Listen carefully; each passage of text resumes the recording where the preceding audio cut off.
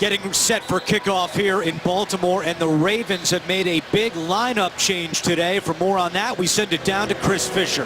Thanks, Andrew. Looking to boost their 26th ranked rushing attack, John Harbaugh has elected to start Terrence West for the first time at running back this season.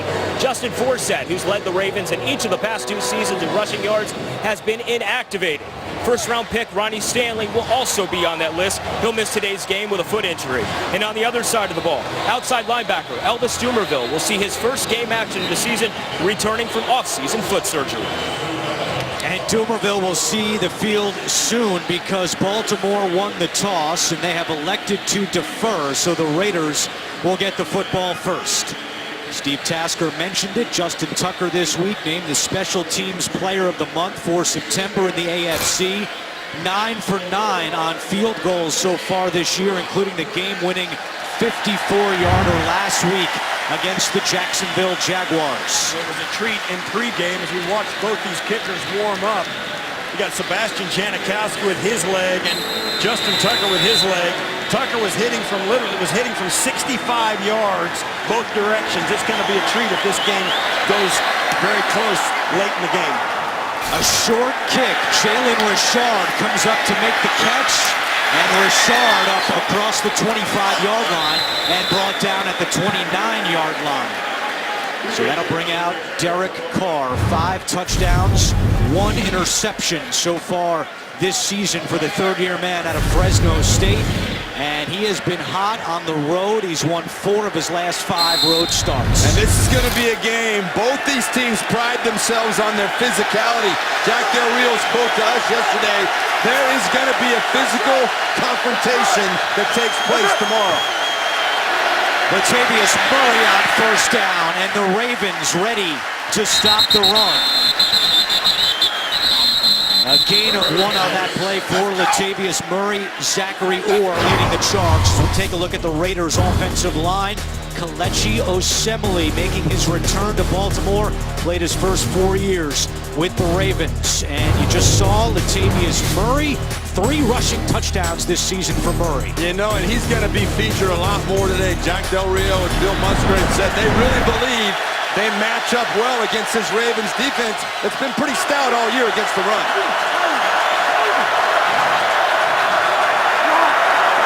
Carr out of the shotgun. His first pass of the day is complete to Amari Cooper, and Cooper lunges ahead to the 35-yard line. It will be 3rd down. C.J. Mosley makes the tackle. The Baltimore defense led by Timmy Jernigan with 3 sacks. The third-year man out of Florida State. Terrell Suggs also with 3 sacks. And Eric Weddle, what an addition he's been for this Baltimore defense. And you hear in the background, Eric Weddle, who solidified the back end of this defense. The crowd gives a big roar for Elvis Dumervil as he makes his triumphant return here to Baltimore. First game of the season for Dumervil, ready to go on this 3rd down and 4 play. Carr gets it out quickly, incomplete.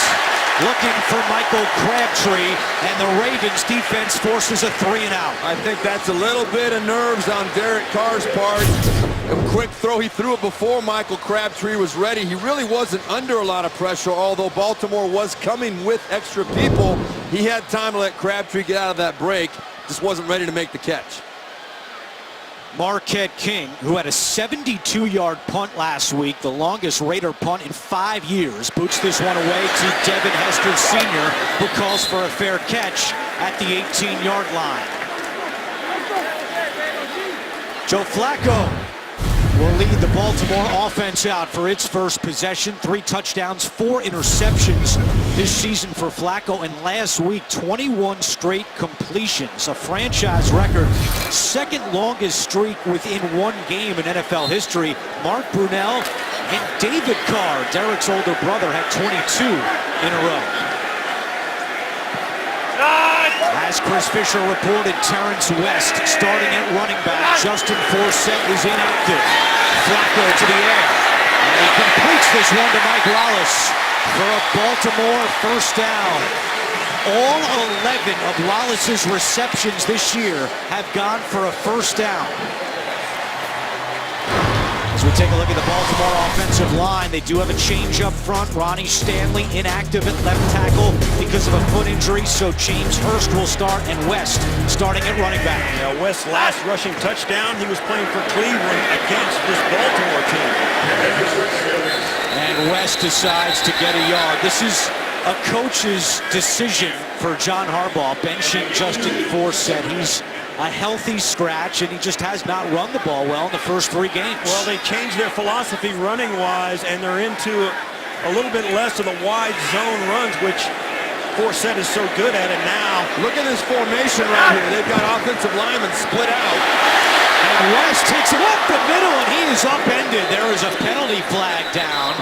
Reggie Nelson coming up to make the tackle on West, and now we'll hear from Ed Hockley for the first time.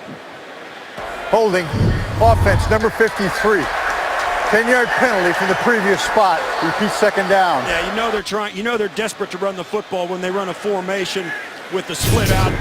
Hey, look, I mean, this is, you don't see this, and that, no question, it's a little bit of a gimmick. But hey, if it gets you a nice run, do it. You've got to do something to take the pressure off the passing game for Baltimore. I tell you, I didn't see much of a hold there at all on center Jeremy Zuta. I didn't see it. I don't know what they said 53, right? Yeah. Wow. Looked like he grabbed a hold of Justin Ellis on that replay. Just the 3rd time Zuta's been penalized for holding as a Raven. And this Raiders defense, led by Corey James, snuffs out West. It'll be 3rd down as we take a closer look at the Raiders D. Khalil Mack still waiting for his first sack of the season. We saw Corey James make that tackle, getting his 2nd start, the rookie out of Colorado State. And Reggie Nelson, he's seen the Ravens a time or two with his days with the Bengals. Yeah, big unrestricted free agent signing by the Raiders by General Manager Reggie McElroy. Been a good, valuable guy this year already. Kamal Aiken is open and he makes the catch. A flag has come in. This is going to go against Baltimore as well. Aiken pushed off, or one of the defenders ended up on the ground because of it, or at least that's what the officials seem to see. Offense or pass interference, number 11. There was a push-off. 10-yard penalty from the previous spot. Repeat 3rd down. So that wipes out a 24-yard gain and a 1st down by the Ravens. It's going to happen right here as Aiken comes up to the middle of the field, working there against DJ Hayden, and he just bowls him over. And I think that's a good call by the official. I think so as well, and I have to correct myself. I gave inadvertent credit to somebody else. Reggie McKenzie is the general manager for the Raiders. A former teammate of mine, I called him Reggie McElroy. I was going to correct you, but Reggie. then I got distracted. You're watching too much Ryder Cup the last couple days. Thinking about McElroy. 3rd and 28, a screen pass to Juszczyk, the fullback. Breaks the tackle and gets across the 30, but penalties set back the Ravens on this first drive.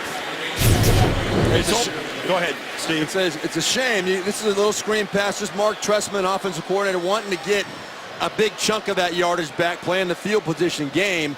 No doubt the right call for that situation, backed up in your own end zone with a lot of negative things happening.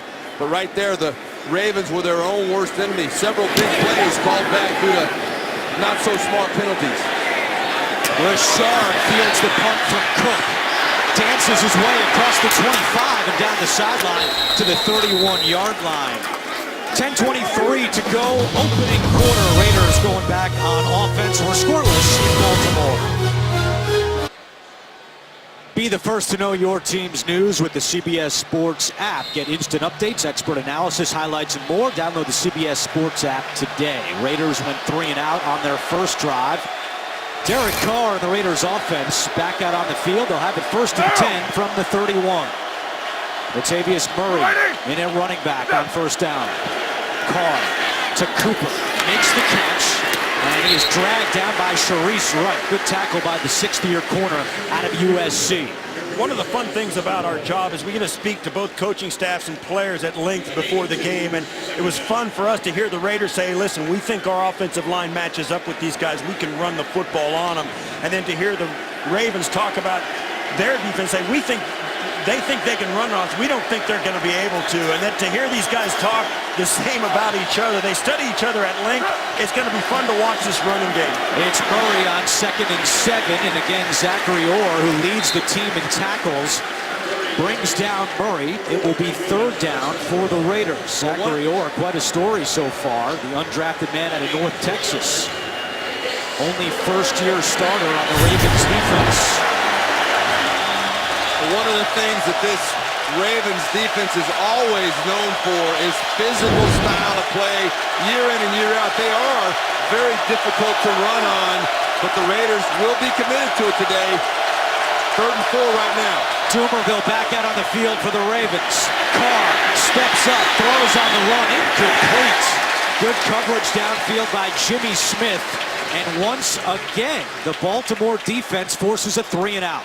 Well, one of the things that's kind of evident to me right now, and Derek Carr is always excellent as far as getting rid of the football, not taking sacks, but right now he's not under any real pressure right there. He can run away from Elvis Dumerville and give his teammates a little bit more time to get open. I think he's a little bit overly concerned today about the pressure from the Baltimore Ravens.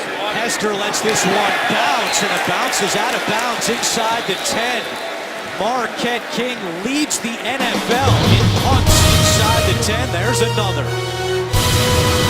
The NFL on CBS is sponsored by Southwest. Yes to low fares with nothing to hide. That's transparency. Verizon. Welcome to Verizon LTE Advanced, the next-gen network. And by Toyota. Let's go places.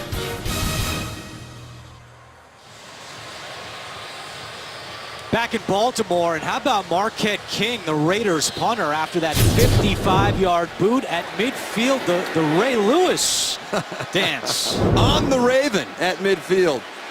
Having a little fun with it. He backs up Baltimore to start this drive at the 7-yard line. Flacco to the air. Has plenty of time. Now scrambles. A flag comes in from the secondary, and Flacco takes a hit from Darius Latham. And we'll see what the penalty is. This is going to go against Sean Smith for the Raiders. The question was, I think they're going to call it illegal contact, but was Flacco out of the pocket at the time? That's the question. It was close. It was very close. And that's going to be the judgment of Ed Hockley. Holding defense number 21 before the pass was thrown. 5-yard penalty, automatic first down. It is on Sean Smith, who had his first interception of the season last week in Tennessee. And you can bet Sean Smith is going to get a lot of attention from this Raven passing attack. Mike Wallace coming out and tries to get by him. Yeah, and that... Yeah, it was early. It was early in the route. Yeah, he's wide open, too. First penalty against the Raiders gives Baltimore a bit of breathing room. On 1st and 10, Flacco back to the air. Quick slant caught by Wallace. He picks up 8 yards. Well, the Ravens have been going no huddle so far today, trying to get a little tempo on the Raiders. Right here, a good quick decision. Nice throw by Joe Flacco. One thing we haven't seen, and the Ravens try to do this early in every game, is establish Steve Smith Sr. As we see right there, jumping off sides, the left guard, Brian Jensen for the Baltimore Ravens. Ball started offense, number 66. 5-yard penalty, it's 2nd down. Let's go back to New York and update with JB and Mark Scott. A sustained drive by Buffalo. Tyrod Taylor's going to find Shady McCoy for the 7-yard score. Buffalo up 7-0 in the first quarter. 12 plays, 65-yard drive. Back to Andrew Catalan.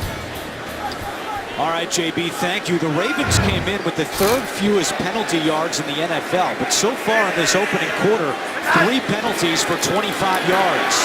Flacco gets rid of it to Pitta, and not much doing on that play as the rookie Carl Joseph comes up to make the tackle. Yeah, and it's obvious early in the early going. David Amerson is going to sit on Steve Smith Sr. and make sure he doesn't hurt this Raider defense, and they're going to leave Sean Smith and that guy, Carl Joseph, for everybody else. 3rd down and 4 with 7:40 to go in the opening quarter. Flacco, and that pass is caught by Aiken, and he is taken down short of a first down. DJ Hayden on the coverage for the Raiders. One of the things that was killing the Raiders the first 2 weeks of the season was mental assignments. Jack Del Rio calling it what did he call violations. it? Violations. But right now the Raiders look very, very disciplined. There are not a lot of holes in the defense. They're letting the pass completions take place up underneath them and then coming up and making a tackle. Very disciplined so far today, although helped significantly by the penalties against the Ravens. Sam Cook's first punt went 56 yards. Here's his second punt, another good one to Richard. Drives him back to the 20. And Richard is tackled at the 24-yard line. The rookie Chris Moore makes the tackle after a 59-yard punt from Sam Cook. Thursday, your weekend starts here when the Cardinals tackle the Niners. It's Thursday Night Football on CBS, NFL Network, and Twitter. Third possession for the Raiders. Their first two drives, 3 and outs, only 12 yards of offense so far. And DeAndre Washington now at running back in movement on the right side of the line.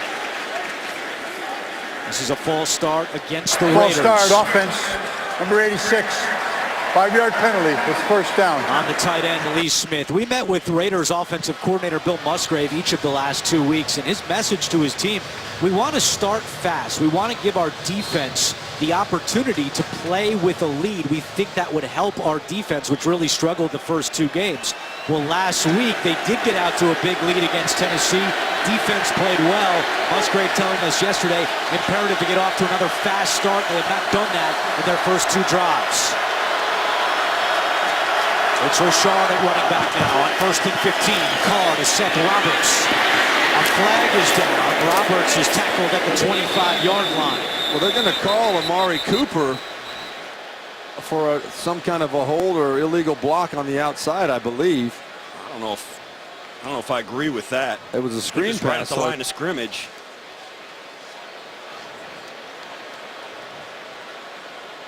The Raiders don't really understand it either. Pass interference, offense, number 89. Was blocking downfield before the pass was touched. 10-yard penalty. Repeat first down. Well, they're saying he was down the football field. But he was, but it doesn't matter when the ball is touched if the ball's in the air. Well, wow, that's the way you coach it up. Yeah, I don't know. That's the way, 32 teams in the NFL do it every week. I wish that was a no call from I think that should have been a no call. Raiders, the most penalized team in the NFL. And it's now 1st and 25 for Oakland. Screen pass to Washington. And Washington tackled at the 17-yard line by Terrell Suggs. Andrew, you mentioned about the penalties. Go ahead, Steve Tash. We're looking at this play real quick. Well, you'll see, yeah. This is what's going to happen. He's going to come out in the 66. He's going to try and get a block, and it's not going to work. Watch the athleticism here. The linebacker just sidesteps the big block, which would have been the key block if he could make it. The athleticism of the linebackers, we spoke about it in the open. And that's just Zach Orr making a play. Dumerville's on the field, appears to be just playing on passing downs. Of course, the Raiders running here with Richard. And Richard is dragged down at the 24. Back to New York. Another NFL Today update with JB and Bart Scott. A red-hot Brock Osweiler. Brock Osweiler is locked in as he drops back, surveys the field, and is going to find Ryan Griffin for the 45-yard reception. The very next play, Will Fuller takes it in for the 5-yard score. Houston's up 14-0 early. Back to Andrew Catalan. Guys, thank you. Crowd on its feet here in Baltimore. 3rd down and 11 for the Raiders.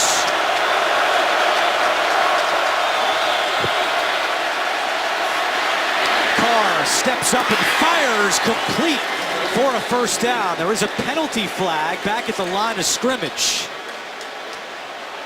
Amari Cooper on the catch. Will it stand? Wow, they can't. Oh, if this stands, this is a 1st and 25, and the Raiders pick it up on the 3 downs. That's impressive, but we'll see what the penalty is. Before the pass was thrown, holding defense number 54. That penalty is declined.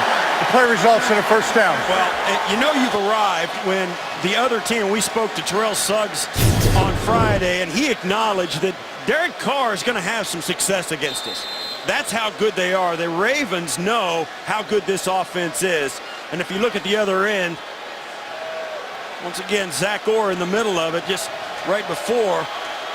Just getting, we got there a little late, but that's the penalty. That's impressive on a 1st and 25. First down today for Oakland. Latavius Murray to the 40-yard line. Picks up 3 yards. You know what else was impressive on that last play? 3rd and long. Baltimore came with 6 guys, came with pressure, and no one got near Derek Carr. And Bill Musgrave told us he likes to try and crack the code of defensive coordinators. That's the term he used. Dean Pease, the coordinator for the Baltimore Ravens, Bill Musgrave said he is a very, very tough code to crack, but they feel good about what to expect in those situations.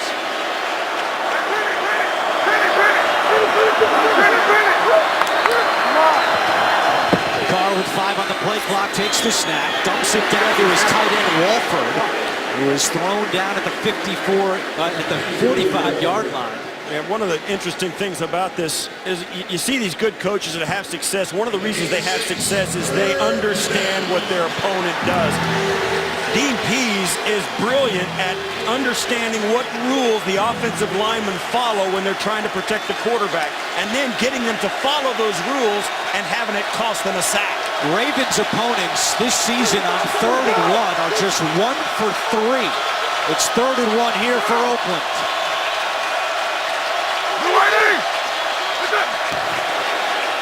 Olawale up the middle, and the Ravens defense again with a 3rd and 1 stop. That is an impressive total for Baltimore. Opponents now 1 for 4 on 3rd and 1. And that is not luck. That is knowing how to play in a situational football. When you're talking 3rd and 1, it comes to who owns, who dominates that line of scrimmage. The Ravens very, very, very successful every single time. Yeah, Michael Pierce and Brandon Williams got off on the snap. Derek Carr just couldn't use the snap count to give him an edge. Pierce and Williams were in the backfield and got penetration right, and it's like they knew the snap count, and I think that's what Derek Carr has to do next time they get into a 3rd and short, is play with the snap count a little more. You can't let them get that big a jump. Jack Del Rio sends out his punt team on 4th and 1 with 2:50 to go in the opening quarter. Hester back deep. Marquette King trying to put Baltimore backed up once again, and another beauty inside the 10 by King. Marquette King, his 2nd punt today, down inside the 10. The NFL on CBS is sponsored by Geico. 15 minutes could save you 15% or more on car insurance. And by Bud Light.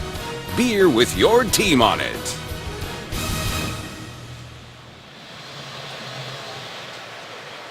Raiders fans always travel well. Speaking of traveling, the Oakland Raiders in just over 9 days, 10,000 miles in the air. Round trip Oakland to Nashville, round trip again from Oakland to Baltimore.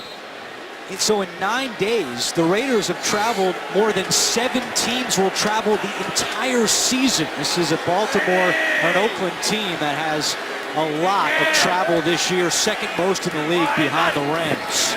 On 1st down, Terrence West is crushed by Corey James. Wow. So the Ravens trying to jumpstart their running attack have 3 carries for 3 yards. The other point on that travel, Andrew, they have back-to-back games in Florida against the Dolphins and the Buccaneers later in the season, and Jack Del Rio, because of that, is going to keep the team in Florida between those games so they don't have to make that extra cross-country trip. Jaguars and the Buccaneers. They're going to stay down there and not go back as Flacco trying to go to the air, in trouble, out of the pocket, and just throws this one away. Back to New York. NFL Today update, JB and Bart Scott. Kirk Cousins. Kirk Cousins found the rhythm. He's 10 for 11 for 70 yards. He's going to find Jordan Reed for his 2nd touchdown of the day, 9 yards. Washington 14-0. 27 seconds left in the first. Back to Andrew Catalan. And guys, the Redskins come just up the road to Baltimore next week. Baltimore hosts Washington. It is third down for the Ravens. They're 0 for 2 on third downs in the opening quarter. Flacco throws, broken up. Good coverage on the play by DJ Hayden. Yeah, this pass defense for the Raiders has really stepped up in the last couple of weeks. They got a lot better when they inserted Carl Joseph in. And one of the reasons is not that he's covering guys, but they're getting lined up and actually everybody's covering somebody, because in the first 2 weeks against the Saints and the Falcons, they had opponents' receivers running wide open with drop coverages everywhere. It was a real problem they seem to have shored up. Punches from his own end zone. And Richard fields it at the 46, gets away from Aiken. Richard into Baltimore territory, and still going at the 30. Cuts it back at the 25. Richard trying to beat Cook to the end zone, and Cook makes the tackle. A 47-yard return by Jalen Richard on a punt that was partially deflected by the Raiders special teams unit. Well, you make that first guy miss as a punt return, the rest is just picking your spot. And what a great, great run by Richard. And Cook does a nice job. What he's supposed to do, he's the last line of defense, and that's all you can do as a punter. It's not his fault. This is a bunch of guys that took themselves out of the play because they got on different levels in coverage. I didn't think Cook was going to be able to get him. 47-yard punt, 47-yard return. First and goal for Oakland. Carr rolling right. Throwing end zone. Diving catch caught. Touchdown, Seth Roberts.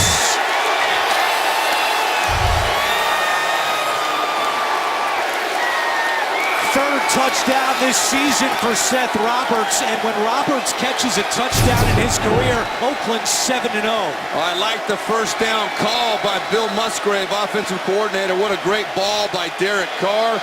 This is a Raiders team that is now 8 for 9 coming away from the red zone with touchdowns. That is top 2 in the league, maybe number 1 now, depending on how it all plays out. Indianapolis was number 1 coming into this week, but 8 out of 9 touchdowns in the red zone. That is impressive. Roberts caught the game-winning touchdown last year in Week 2 against Baltimore. The Raiders now 24 straight red zone scores, including field goals. It's the longest active streak, and Janikowski with the extra points. Carr, touchdown pass number 6 on the season, 7-0 Raiders. On Monday, the Ravens hosted their first Play 60 festival of the season. Over 300 children from various Baltimore after-school programs were led through football drills and other activities. In 2015, the Ravens Play 60 initiatives impacted more than 14,000 youth throughout Greater Baltimore. NFL Play 60, the NFL's movement for a more active generation, encourages fans to get moving and play for 60 minutes every day. Learn how you can join the NFL Play 60 movement at NFL.com/Play60. Raiders jump out to a 7-0 lead on the touchdown catch from Seth Roberts, the 8th of his career. And Janikowski will kick it away. Devin Hester Sr. back deep for Baltimore.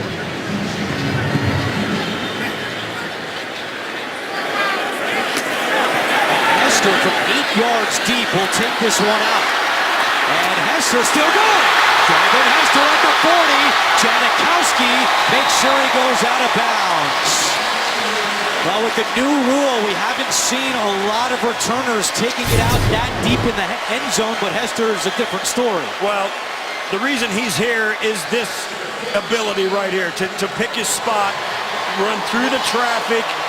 He's the best guy who's ever done it, 20 career touchdowns, and kickoffs are extremely dangerous.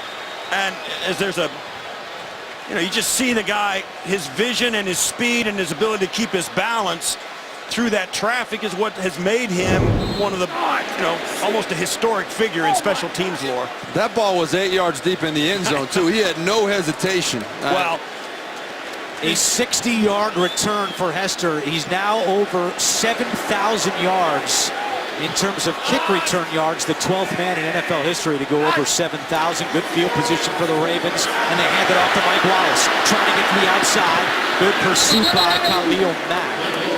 Steve Tasker, I know you love this, but really this first quarter has been dictated by special teams. Marquette King pinning the Ravens deep. That forced Cook to punt out of his own end zone. The big return from Richard, and now Hester with the return, setting up the Ravens with good field position. Well, good teams hit on all cylinders, and that means special teams as well. And you've got some, and I say it not lightly, historic figures in this game. The kickers and Devin Hester. I mean, those are Mount Rushmore guys on special teams. Javaris Allen gets the call, gets to the 40-yard line. On that note, though, at Andrew and Steve, talking to both Jack Del Rio and John Harbaugh is a special teams coach by trade. That's what he did before he became a head coach. Jack Del Rio knows he's got to be prepared special teams. They both, from the get-go, said special teams are going to be significant in this game. Final 20 seconds of the first quarter. Baltimore facing a 3rd and 3. Flacco completes it to Steve Smith Sr. Smith has a first down and dragged down from behind by Sean Smith, but not before a gain of 17. Well, we said earlier that David Amerson was following Steve Smith Sr. around. Well, the Ravens got Steve Smith on Sean Smith, and they paid the price. That's the end of the first. Oakland leads 7-0. We're back to Baltimore after these messages. You're watching the NFL on CBS. One quarter in the books in Baltimore, and there's been more return yards than total yards of offense. A 7-0 Raiders lead, but Baltimore driving here to start the second quarter. With Steve Berline, Steve Tasker, and Chris Fisher, I'm Andrew Catalon. Our entire NFL on CBS crew as Javaris Allen goes out to the top of your screen. Flacco throwing, diving attempt by Pitta. He's got the catch at the 18, and we go down to Chris Fisher. Thank you, Andrew. Jack Del Rio credits learning under Brian Billick as the Ravens linebacker coach as the type of culture he's trying to bring in Oakland. He wants to have a fiery, feisty, and physical style of defense. Jack Del Rio learned alongside a pretty impressive Billick coaching tree that featured Marvin Lewis, Rex Ryan, and Mike Smith, who helped guide Baltimore to Super Bowl 35. And Del Rio, part of the staff that won that Super Bowl with the Ravens. It's 2nd down and 5. Kamar Aiken. Joe Flacco told us Friday he wants to get Aiken more involved in the offense. Here, Flacco checks down to Allen, and Buck Allen has a Baltimore first down. DJ Hayden makes the tackle.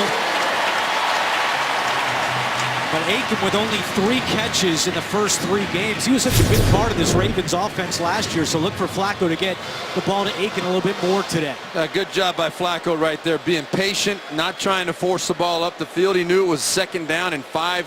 Take what's in front of you, make the Raiders come up and make the tackle, but in the meantime, pick up that first down. 8 completions to 6 different receivers for Flacco. It's 1st and 10 from the 11-yard line. Flacco back to the air. This one's caught by Smith, and Smith is dragged out by the rookie Corey James. Good job by James. Otherwise, Smith could have busted that one into the end zone. Yeah, Steve Smith Sr. is a tackle-breaking machine. He is so strong. I mean, we were talking with him on Friday. He's my height, but which is not very tall. I was not that strong. I mean, the guy. That's why he's been able to play for so long. He's verging on 1,000 receptions. He was almost undrafted, and the guy's just a phenomenal player. 2nd down and 5, empty backfield. Flacco looking end zone for Wallace, incomplete. It was David Amerson on the coverage, who Pro Football Focus has rated as the #1 cornerback in the NFL so far this year. And last week, his Pro Football Focus grade of 97.9 out of 100 is the best of any player at any position so far this season.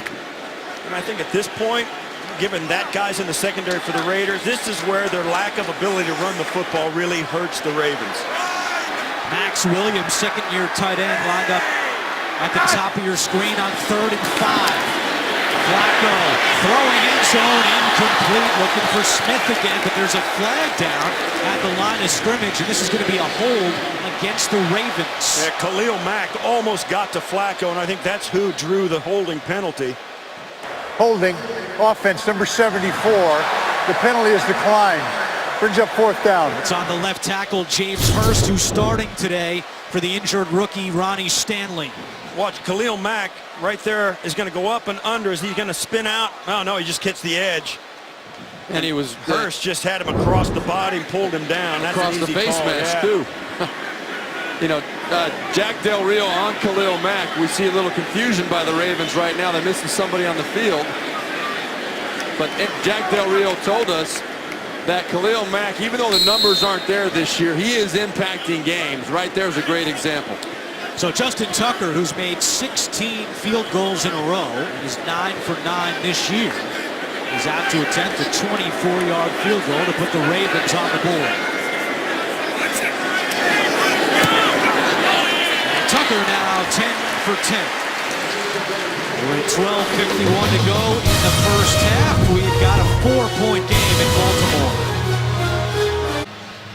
With NFL Game Pass, watch the games you missed with condensed games in 45 minutes or the full broadcast version. Start a free trial today at NFL.com/Game Pass. So the Baltimore Ravens still struggling to punch the ball in the end zone. They have just 4 touchdowns this season, and 25% of their drives end with a field goal. That's the second highest in the NFL behind the Washington Redskins. Richard on the kick return. Already has a big punt return.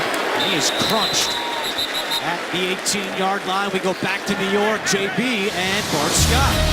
Cleveland ground attack. Don't let the record fool you. This Cleveland Browns team has a lot of fight in them, and Isaiah Crowell's going to fight in for 2 yards out to narrow the gap. Washington leads 14-7. Andrew, Steve, and Chris. Full house here. Thank you, JB. Here's Ed Hockley. After the play was over, a personal foul. Unnecessary roughness by Baltimore, number 87. 15 yards, first down. It's on the tight end, Max Williams. You see there, gets up with Darren Bates. And that's a little bit of a flop, no question. But hey, all's fair. He did it. 4 penalties for 40 yards against Baltimore in the first half. The longest Raider play from scrimmage so far is 13 yards. Let's see what they do here. And look at Latavius Murray. Looks like a CFL game with where he's lined up. Carr with a flag down, incomplete, looking for Latavius Murray. This is going to be a hold. Now, this play was doomed from the start. Carr checked out of this after he'd sent Latavius Murray over to Washington, D.C. Offense number 74. 10-yard penalty, repeat first down. It's on the rookie right tackle, Vidal Alexander. This is the chess game that goes on in the NFL, though. You're going to see the hold here. Watch Vidal Alexander, number 74, on the right of your screen. But the chess match, before that play, Eric Weddle was up at the line of scrimmage. He was coming on a blitz. Derek Carr changed the play to a good play against that look. And then Eric Weddle checked out of it, and they got the Raiders in a bad play. DeAndre Washington, the running back next to Carr. Takes the handoff up the middle and tackled at the 25-yard line by C.J. Mosley. Well, that's the early going here in the second quarter where both these teams knew the run game for the Raiders was going to be the point of contention. The Ravens are getting the better of it. Raiders have just 14 yards rushing. The Ravens with 10 yards rushing.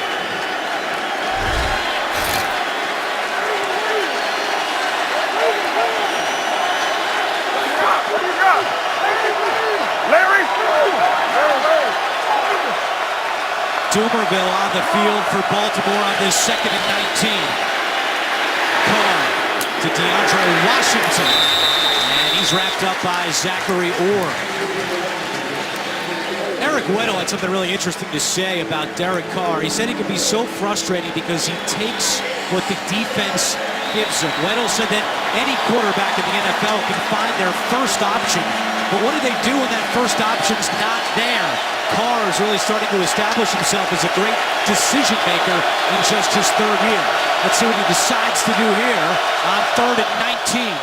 I think it's going to be pretty conservative by offensive coordinator Bill Musgrave here. Carr gets rid of it, and it's incomplete. Off the hands of Jalen Richard, and out comes Marquette King. Now you wonder why Jalen Richard can back up and catch a punt coming out of the end. He can't catch a pass that's right on his face mask. And this is something that plagues the Raiders a little bit. Plagued them last week in the Tennessee game, but that's a pass you got to catch. I'm not saying it would have been a first down, but every little bit helps. John Harbaugh told us in our meeting, every single yard is worth fighting for. Hester from the 18. Jumps over a defender and out of bounds at the 27-yard line with 11:01 to go in the first half. Raiders lead 7-3. The NFL on CBS is sponsored by Dodge. Domestic, not domesticated. State Farm. Talk to an agent today at 800-STATE-FARM. And by McDonald's. I'm loving it.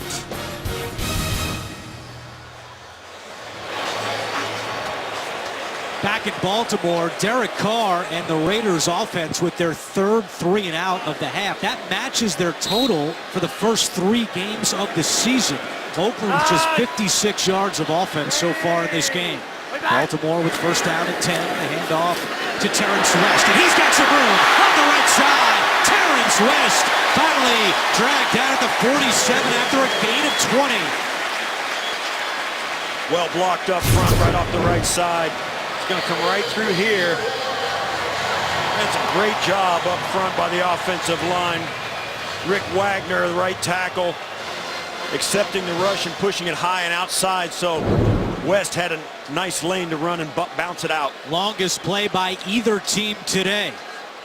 And Flacco goes right back to West, who turns those legs close to midfield. This is the first game that West has started since the season finale of the 2014 season when he played against the Ravens. He was a member of the Cleveland Browns at that time.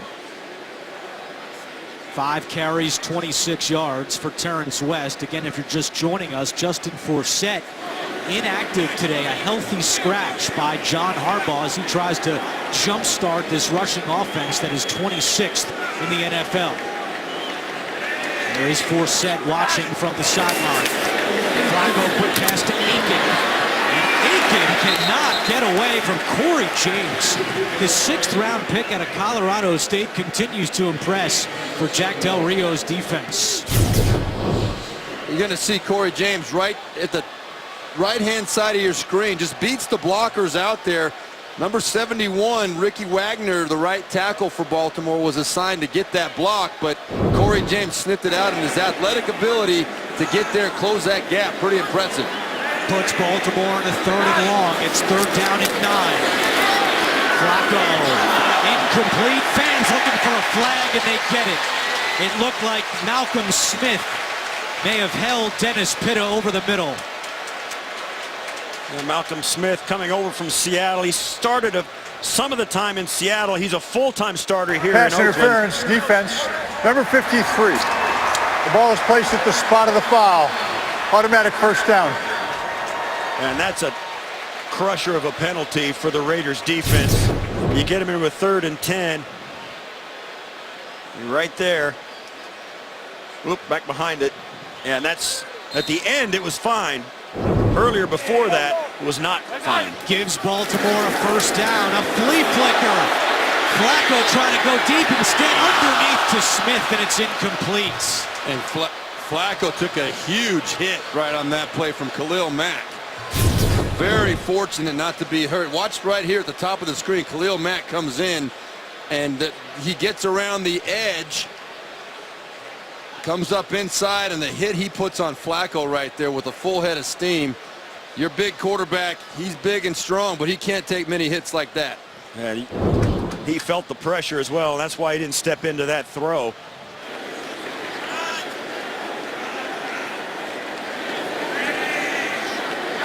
Second and 10.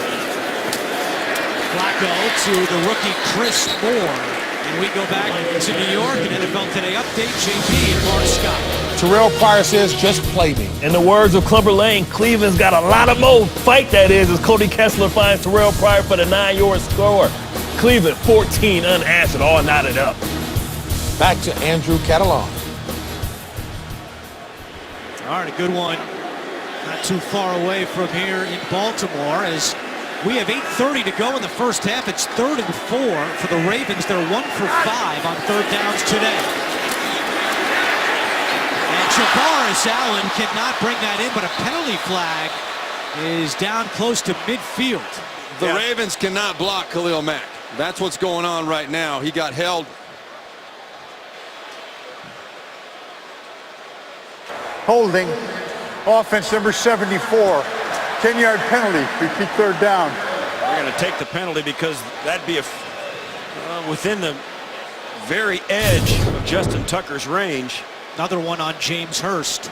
Right there, he ends up just beating James Hurst. He goes outside and then uses that swim move and comes back underneath.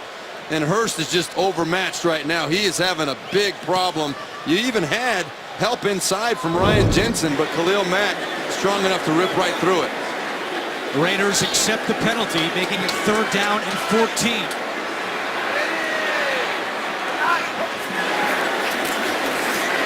Protection good this time. Flacco incomplete. Looking for Steve Smith Sr. DJ Hayden on the coverage.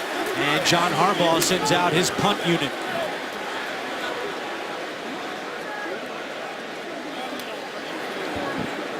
Once again, I mean, I get back to it. They had one good run on that drive. They couldn't muster another one. I think, you know, Baltimore's got to stay committed to it, particularly in a tight ball game like this. You're down 7 points. You got to stay with the run game. They just get away from it, I think, too quickly. TJ Carey, the return man for the Raiders, lets it bounce and it goes into the end zone. Aiken was down there, but could not down it. 8:09 to go. Second quarter, Oakland on top, 7-3. 4 continues later today on Fox, and then tonight with Sunday Night Football on NBC. And tune in tomorrow for Monday Night Football on ESPN. 8:09 to go first half. Raiders lead the Ravens 7-3. Yeah, you see there, Elvis Dumerville and Terrell Suggs on the sidelines to start this drive. Ravens rotate their linebackers. Terrell Suggs told us Friday it's really helped him stay fresh for late in games as Murray gets the call on 1st down. Well, how about Derek Carr? His 35 games in the books now. And as we look at his comparison with his older brother, David Carr, they both have the same record through 35 career games, 12 and 23. But look at the sacks. David Carr was sacked 50 more times than Derek in his first 35 games. We told that stat to Derek, and he said, oh, man, poor guy, as he completes this one to Lee Smith. And Jimmy Smith on the tackle. Smith slow to get up. Smith, that could have been bad. He hit. Yeah, it's not good. He never saw that coming. He never saw it coming. He's going to try and make it off under his own power, but that was... How about Derek Carr helping carry him off? What a teammate Derek Carr is. You don't see a lot of quarterbacks do that. Well, even Eric Weddle talked about Derek Carr and his leadership and the kind of person he is on and off the football field. This is not pretty. It's just both knees could have had problems. Both, the right one landed funny. Well, Jimmy Smith, I mean, Lee Smith is a big dude. I mean, he's 6'5", 250. And Jimmy Smith, you got to take those guys on somehow, but yeah, that's an unfortunate. That's an unfortunate play. It's not. I don't think it was dirty or cheap or by any stretch of the imagination. It's just unfortunate. 3rd down and 5. Carr throws, caught by Crabtree. Michael Crabtree picks up 16 and gives the Raiders a 1st down. A lot of pressure up front here. You got Eric Weddle sitting right here in the middle, but they're coming with 6 guys. And again, the Raiders offensive line does a nice job of giving Derek Carr a pocket to throw that ball. And the Raiders go no huddle, handing it off to Latavius Murray, who gets to the 45-yard line. 16 of Crabtree's 20 catches this year have gone for a first down. Yeah, this is where Bill Musgrave, offensive coordinator of the Raiders, is doing something, going no huddle, and is keeping the run game involved. Brilliant move, I think. Play action, Carr to Roberts. He caught the touchdown earlier, and he runs out of bounds in Baltimore territory for a first down. And immediately you can see this offense start to find itself, and it caught the Ravens defense a little off guard. Now the Raiders are getting some momentum, and it starts with the no huddle, quick pace, and keeping it balanced run and pass. Bill Musgrave really doing a nice job. Carr is 3 for 3 on this drive as we approach 6 minutes to go in the first half. Down!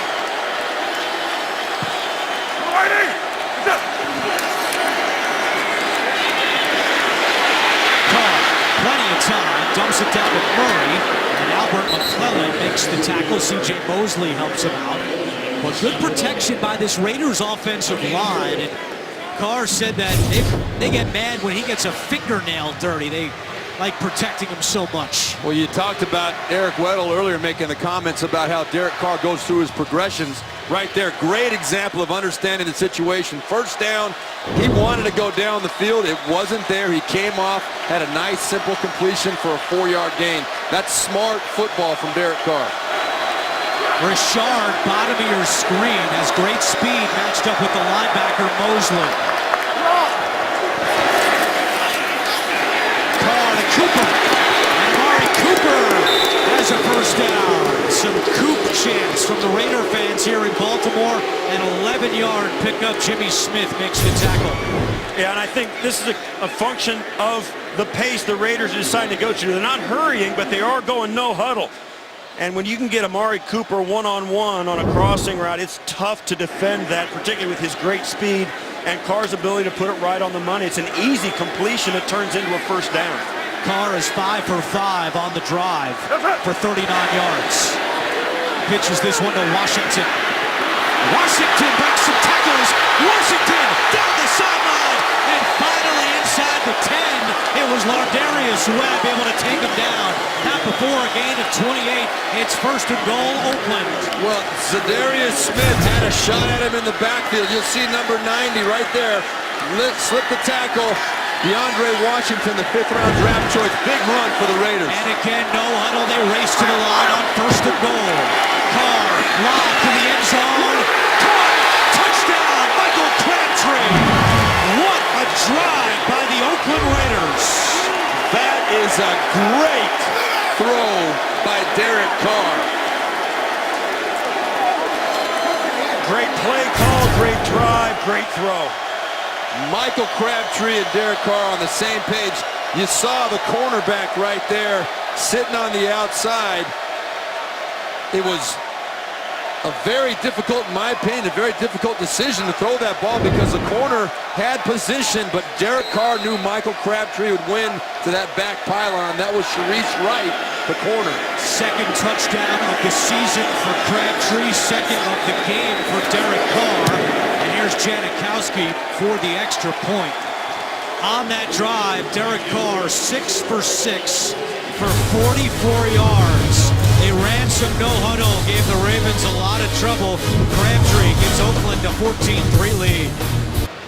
Overcast day in Baltimore, and the Raiders so far in control of this one, leading at 14-3 after a 9-play, 80-yard drive. You see the numbers from Carr on that drive, 6 of 6 for 44 yards. Carr in this game is 13 out of 16. And now Janikowski will kick it away to Hester with 4:09 to go in the first half. Hester will return this one. Hardy has a 60-yard return, not this time. Good coverage downfield as we go back to that last drive by the Raiders. It was a thing of beauty if you're a Raiders fan. Right there, Derek Carr standing in the pocket, making a nice throw to Crabtree. Then DeAndre Washington taking a long run down the sideline, punctuated by the touchdown pass over the top to Michael Crabtree. That tempo, the Raiders, you talked about it, Steve Tasker. There were no huddle.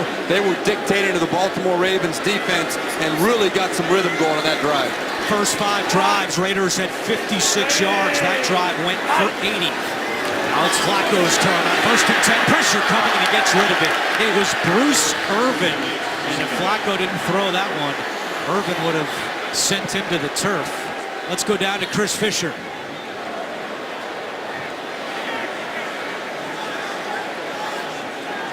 Raiders tight end Lee Smith has been taken back to their locker room for further evaluations. Team physicians were checking his ankle on the bench. They have had to take him back and cart him off. His return is questionable with a right ankle injury. And Chris, the Raiders this season have only dressed 2 tight ends, but for this game they did dress a 3rd tight end in Michael Rivera. First time this year Rivera has been active, so fortunate for Jack Del Rio. As Oakland has called timeout, that's their first of the half with 4:02 to go in the second quarter.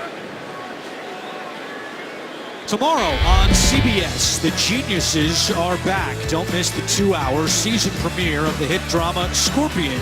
Tomorrow at 9/8 Central, only CBS. All right, guys, Ravens have only had 4 touchdowns this whole season.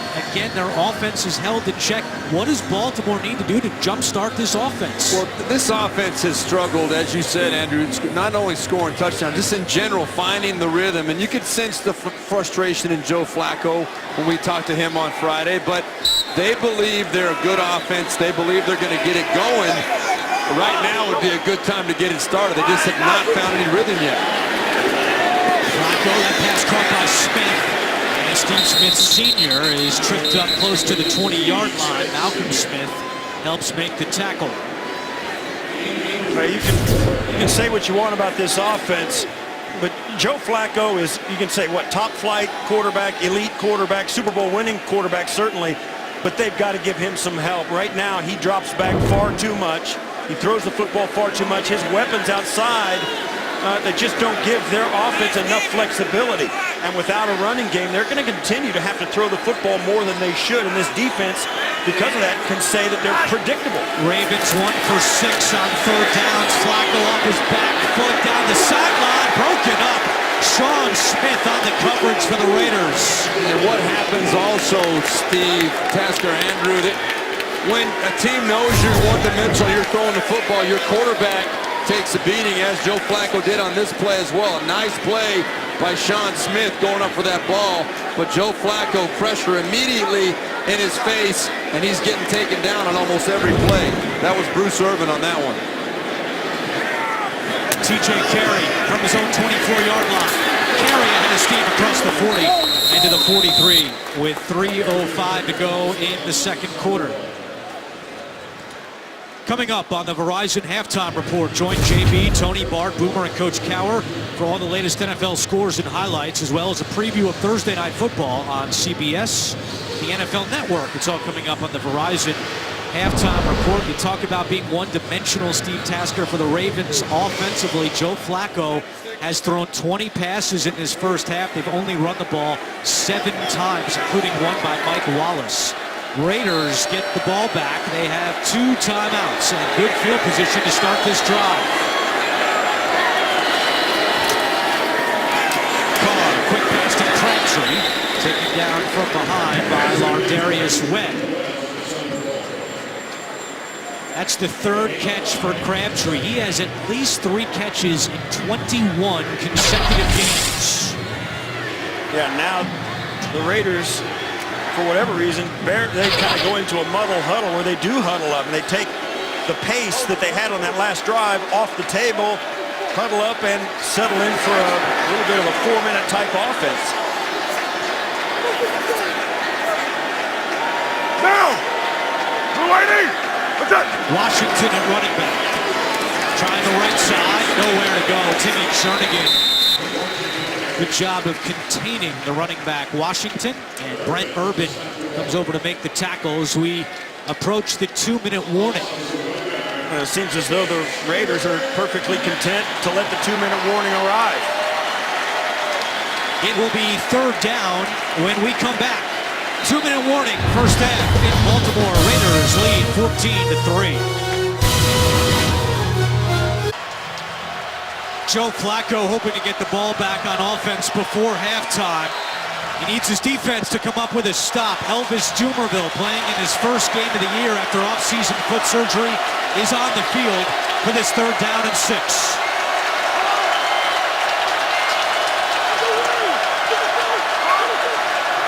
Oakland 2 for 6 on third downs.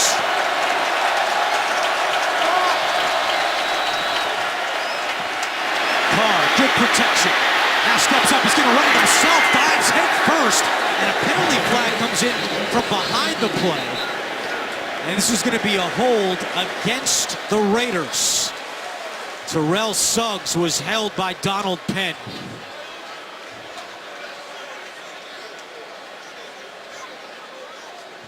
Holding, offense number 74.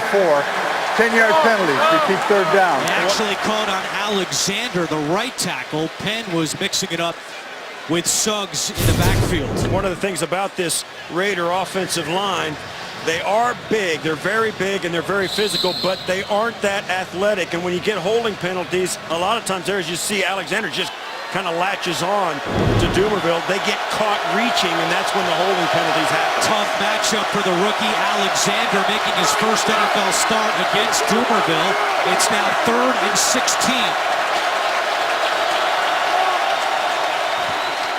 They hand it off to Rashad. Has a little bit of room up the middle, and then Eric Weddle comes up and drags him down.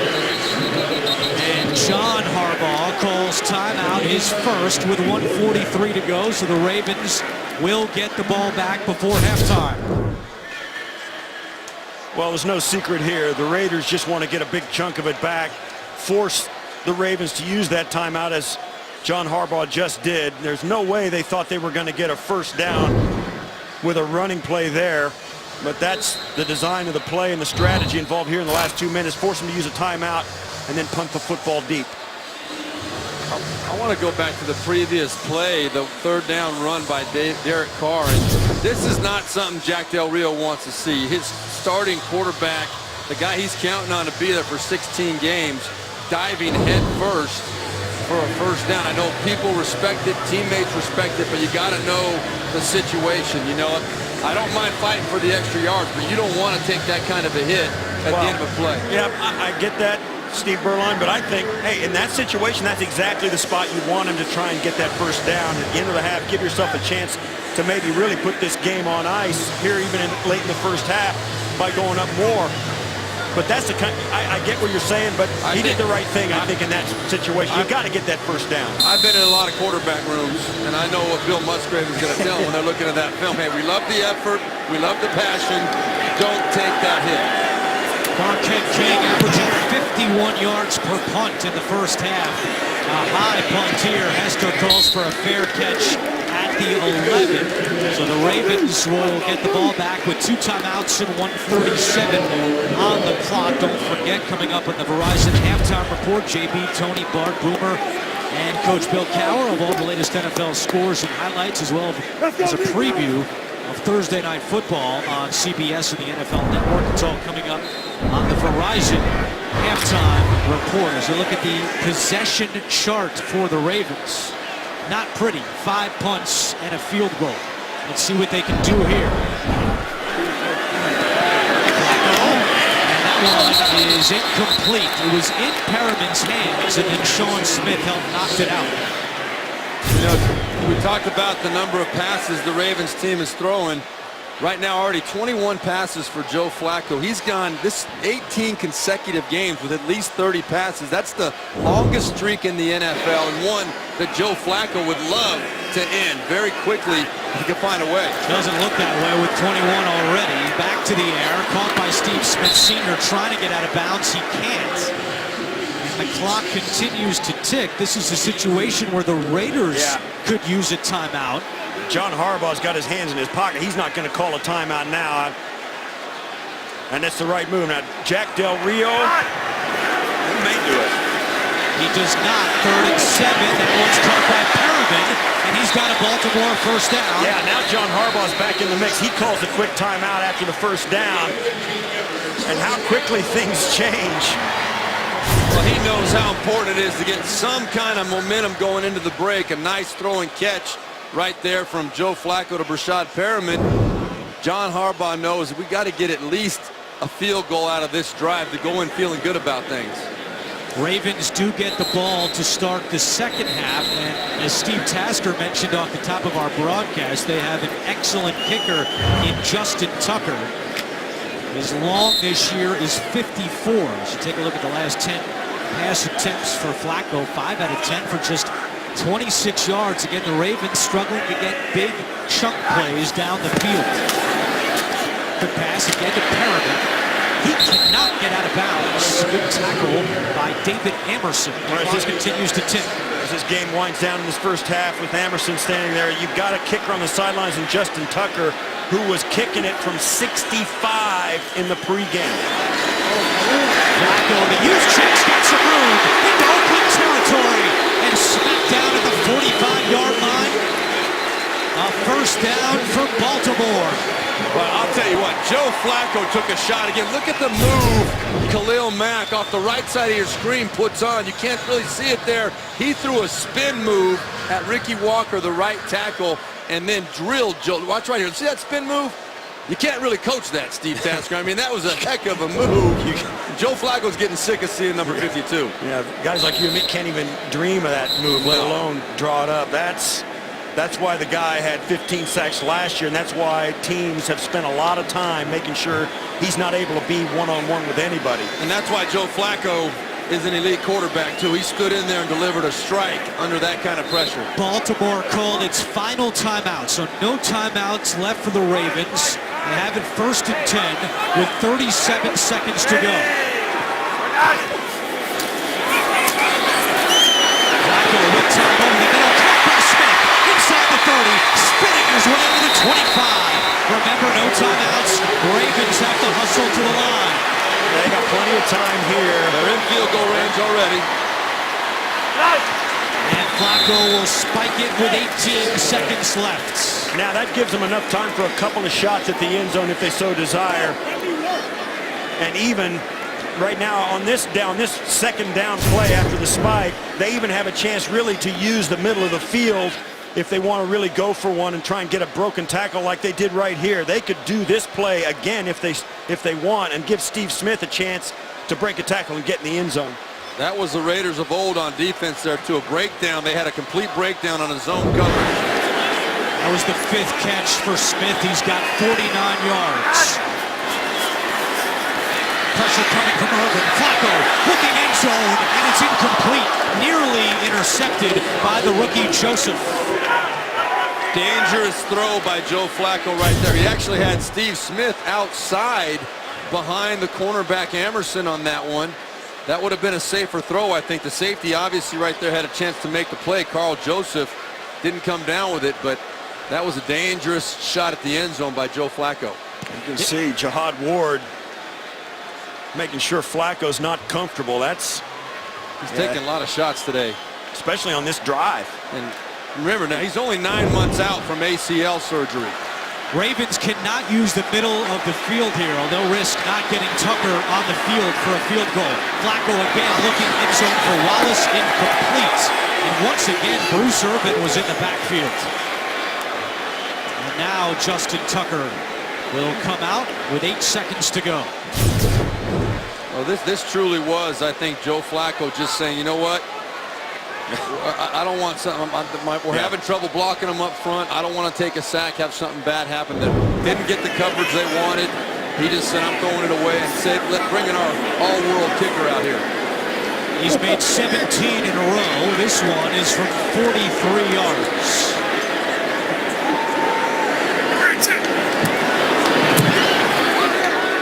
Tucker is good again. With 3 seconds to go, he makes it a 14-6 ball game, and again the Ravens get the ball to start the second half. That was huge. I mean, sure, you'd like to come away with 7 points, no doubt about that, but to get a field goal to end the first half, and now John Harbaugh, as you said, Andrew, going to go in the locker room and say, hey, we had a good drive there. We get the ball to start the second half. We're right back in this ball game. Joe Flacco has been under pressure today. 30 dropbacks. He's been hurried 7 times, knocked down 4 times, and so far this year, under pressure, Joe Flacco has the 2nd worst quarterback rating of any QB in the NFL. Only Brock Osweiler has been worse when pressured this year. Well, you can imagine the conversation that's going to take place in the Raiders locker room at halftime. They're going to look at each other and say, listen, we're going to put Flacco down, and we're going to put him down hard. You know, if they're going to drop back 60 times in this game, Flacco's going to be on his back for 30 times in the second half. They're going to come after him, and that's going to be their plan. 29 pass attempts in the first half by Flacco. Just 7 runs for the Ravens. As Tucker with a touch back. And we'll expect to see the Raiders just take a knee and go into the locker room with a 14-6 lead. You know, John Harbaugh was telling us one of his ideas for a rule change. That would have been 1 point right there by Justin Tucker. He's always kind of thinking about ways you can improve the game. He said, why don't they just, if a kicker kicks the ball through the uprights, why don't we make that worth a point? We sat there and thought about it. That'd be a pretty cool little way to make that kick a little worth something. Carr takes a knee, and Baltimore will receive the second half kickoff. The Raiders trying to start 3-0 on the road for the first time since 2000. Carr with 2 touchdown passes in the first half, 1 to Roberts, 1 to Crabtree. And Chris Fisher is with Jack Del Rio. Thanks, Andrew. Jack, do you feel like you guys need to get more pressure on Joe Flacco, considering how effective you've been at getting and stopping the running attack? I'm sorry, I couldn't hear you. That's okay. Do you feel like you need to get after Flacco more in the second half? We'll continue to get after him. We're playing good defense. We're playing good team ball. Well, all 3 phases need to continue to play well. Derek Carr has been efficient in the first half. Do you need to get your rushing attack going? Yeah, we want to do everything that we can a little bit better. I think Derek's operating just fine. You know, we gave him this last couple field goal here by blowing a couple things defensively that we haven't the whole first half. We got to get back to being really sound and solid and get after him. As he holds it, the sacks will come, along with some of the missed holding calls. Thanks, Coach. Yep. Andrew? And a little shot out the door by Jack Del Rio. His team has a 14-6 lead at the half. We'll be back with the Verizon halftime report after this message and a word from your local station. You're watching the NFL on CBS.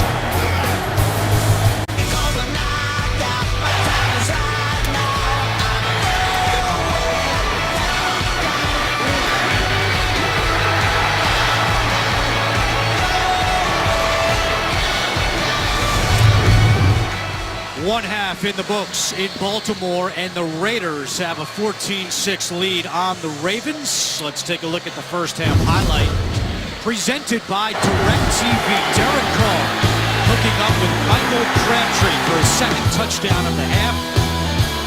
And Michael Crabtree and the Raiders have an 8-point lead. Back in the booth with Steve Berlon and Steve Tasker. I'm Andrew Catalon, Chris Fisher down on the field. Credit the Raiders defense. They played well in that first half. However, what must the Ravens do offensively to get this offense going? Well, I don't know where you start, but you build off of what happened right at the end of the first half. They put a drive together, got 3 points on the board. Whatever adjustments Mark Trestman's going to make, they have to start quick on this first drive of the second half. They get the ball. I think they need to come out and get that run established initially, because you are back in the ball game now. Yeah, no question. You got to run the football. We said it in the open. If they're going to get better, if they're going to continue to win football games, they got to give Joe Flacco some help. If he's going to throw it 60 times a game, they will not win. Hester loses the football, but he's able to fall on it. Hester also last week fumbled, but this time Baltimore's able to recover.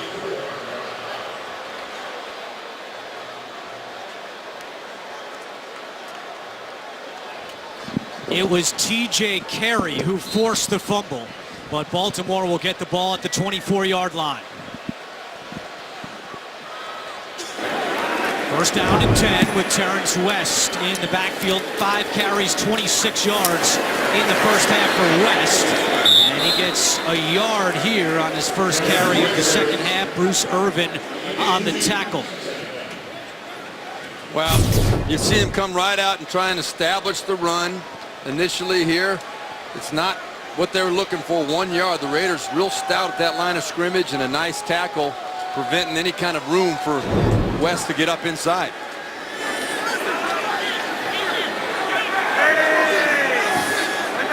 Flacco out of the shotgun, play action. And he throws this one to Wallace, who bounces off Nelson and picks up the first down. A gain of 12 for Mike Wallace. And there's nothing wrong with coming out, having a couple of runs that are mediocre, and then a little kind of semi-fake play action, and you get Mike Wallace on the slant. Just a couple of runs to give that defense one thought about maybe something else is coming. Give Joe Flacco that extra time, a quick slant. That's an easy completion for a first. 30th attempt for Flacco. That's 19 straight games where he's thrown at least 30 passes, the longest active streak in the NFL, as West with the carry and then some extracurricular after the whistle. Well, the crowd didn't like it, but it's no big thing. Crockett Gilmore mixing it up just a little bit. And that's not what they're talking about. That's Suta and Jihad Ward. Yeah, Crockett Gilmore, who is a mauler as a tight end, got after Bruce Irvin. And Irvin didn't appreciate it very much. Yeah, there's two different things that went on there. You saw one of them, and this, you can bet when the game gets tight, the fangs come out. Buck Allen now at running back. And Flacco swings it to Allen out of the backfield, cuts back at the 46, and Buck Allen has a Baltimore first down. A gain of 8 for the second-year man out of USC. Well, there's no doubt in my mind that John Harbaugh and Mark Trestman decided they wanted to come out and pound this football in the second half.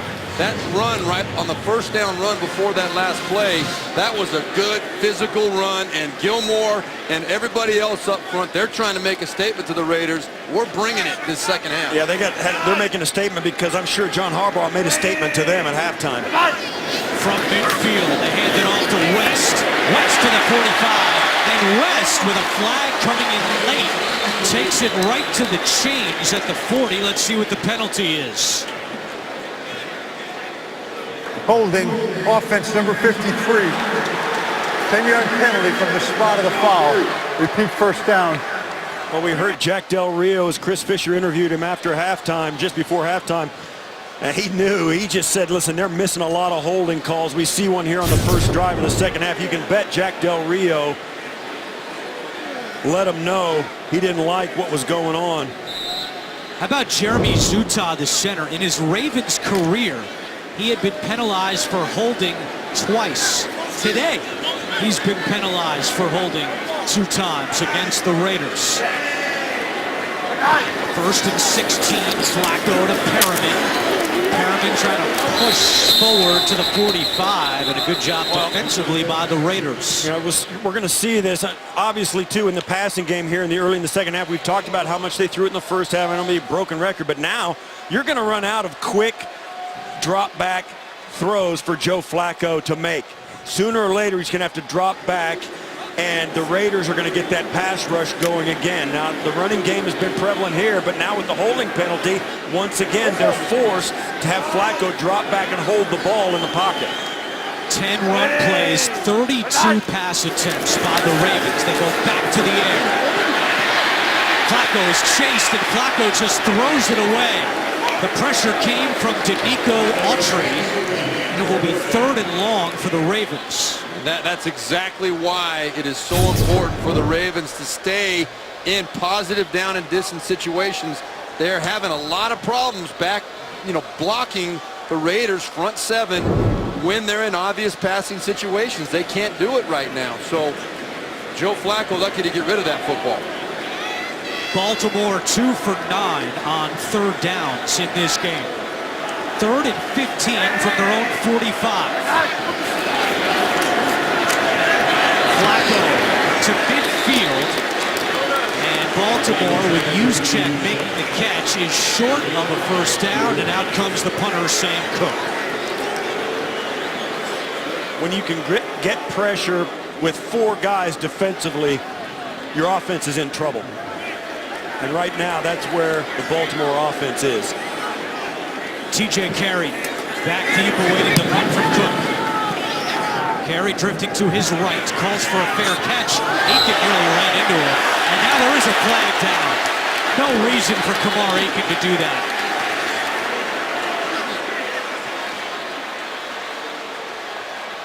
It's an easy call. It is. I mean, you just can't do that. You can't get that close. Even if he didn't touch him, you can't interfere with his ability to make that catch. Aiken got caught being, covering that punt really just too well. And you can't do that. That's just too. Even if he doesn't make any contact, it's interference with his ability to make that catch. Fair catch interference. Number 11. 15-yard penalty. First down. That's a killer penalty in terms of field position. Raiders would have been backed up in their own end. Instead, they get some breathing room because of the penalty. Over their first 3 games, the Ravens have averaged 6 penalties for 40 yards. Today, they have 7 for 75, including a costly one just now on Kamar Aiken. Gives the Raiders better field position, 1st and 10 from their own 23. Carr over the middle to his tight end Walford, and he dropped it. He had 1 drop last week in the win over the Titans, and he drops another here. Speaking of tight ends, let's get an injury update from Chris Fisher. Thanks, Andrew. Raiders tight end Lee Smith, who needed assistance off the field in the second quarter, was evaluated in the Raiders locker room. Team physicians have ruled him out for the rest of the game with a right ankle injury. All right, a tough one, but as we mentioned earlier, for the first time this year, the Raiders did dress a 3rd tight end in Michael Rivera. He's on the field right now for 2nd and 10. With the sun shining now in Baltimore. Carr looking deep for Crabtree. Incomplete. Sharice Wright on the coverage for the Ravens, and it's 3rd and 10. I'm really surprised Eric Weddle didn't get over there to make a hit on that play as well. Smart that he didn't finish it off after the ball, but Derek Carr was looking that play down the whole way. He pumped that way. Weddle, you just would think he'd be over there maybe a step earlier to get in on that play.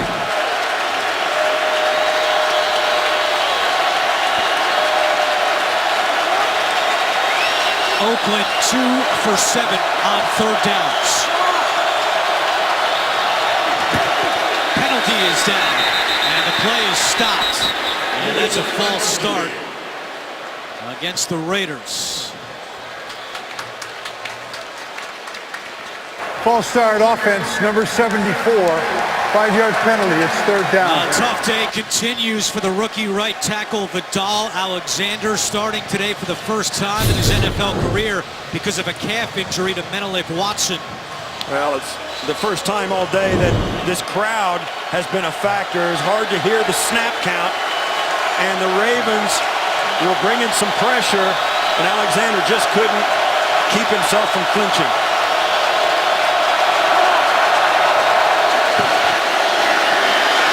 Screen to Rashard, cuts back at the 20, but taken down at the 22-yard line. A good job defensively by the Ravens. They force the 5th 3-and-out for Oakland. I think the Baltimore Ravens are as good as any team in the NFL of breaking down and keeping a play in front of them. They know the down and distance situations.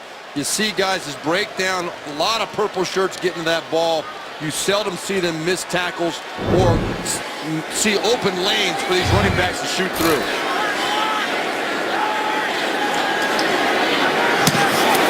Marquette King driving Hester back to the 15.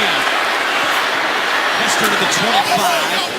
And Andre Holmes makes a special teams tackle.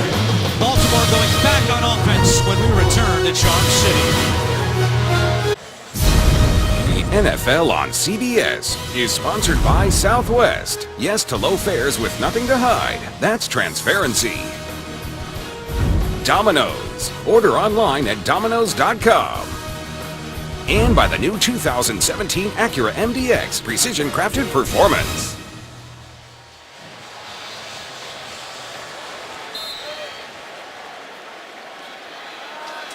Baltimore back on offense. They have it 1st and 10 from the 27-yard line. Flacco back to the air. Pressure coming from Autry, and Flacco has to get rid of it. Nico Autry came flying through to put pressure on the 9th-year quarterback, Joe Flacco. That really is ridiculous. First down, you're going to see right number 96 just slipping right underneath Jensen. I mean, he didn't even get a hand on him. It was not anything fancy the Raiders did. This was an inside move by Autry, and he's got a free run at Flacco. Alex Lewis, who started the first 3 games at left guard for the Ravens, was questionable with a concussion. He is active, but Jensen has played the entire game at left guard, making his first start of the year. It's West across the 30, and Terrence West breaks a couple tackles and picks up a Baltimore first down. Corey James finally caught up with him after a gain of 12. Well, one of the things you do if you're trying to get your run game going and you're facing some pass rushers is run right at their guy. They're going to run right at Khalil Mack. And that's one of the techniques that a lot of offenses do. If you're going to take the starch out of a pass rush, run it and get physical right at the point of attack with their best guy.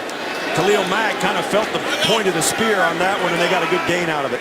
Just the 11th run today by Baltimore compared to 35 passes. Back to the ground. West again up the middle. Terrence West lost the football late. The ball is loose. The Raiders indicating they have it. The Raiders really believe they have it. It was loose for a good half a second, and no, Zutah comes away with it. Oh, man, I'm telling you that there's nothing worse than the bottom of an NFL pile and a loose ball. The strongest cat gets it. And the meanest cat gets it. This is Zutah's biggest play of the game.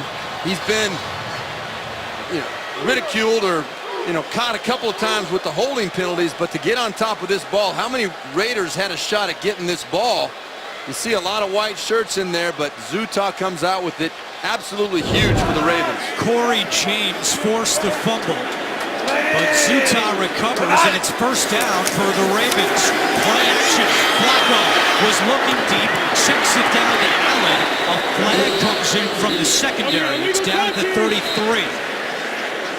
It's going to be a hold against the Raiders secondary.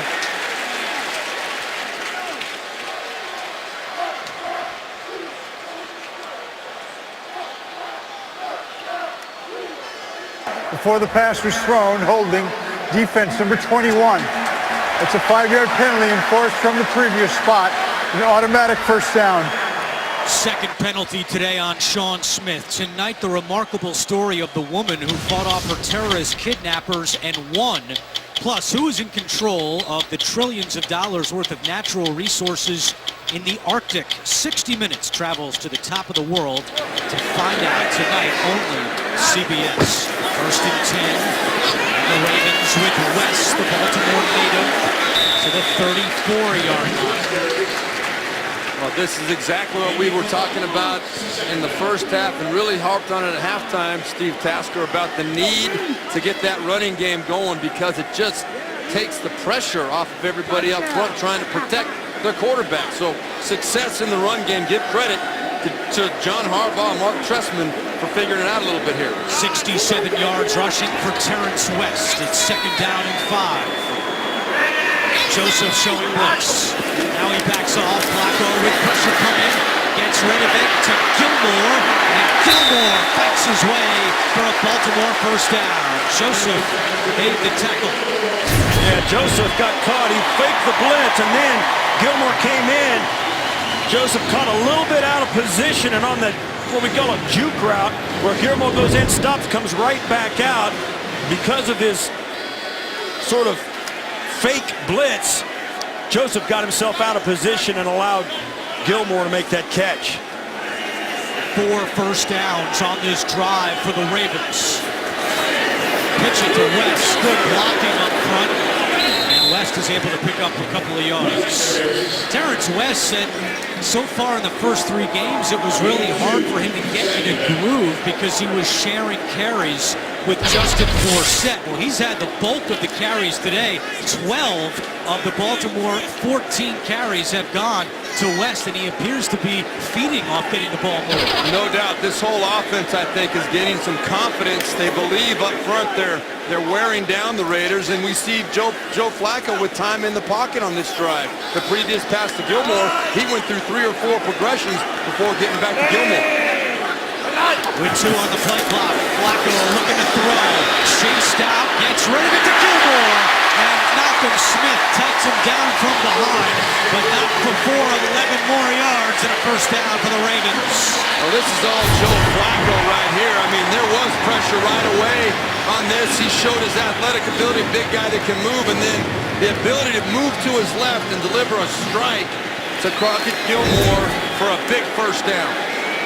Gilmore with his second catch of the drive. He had 2 catches in the first 3 games combined.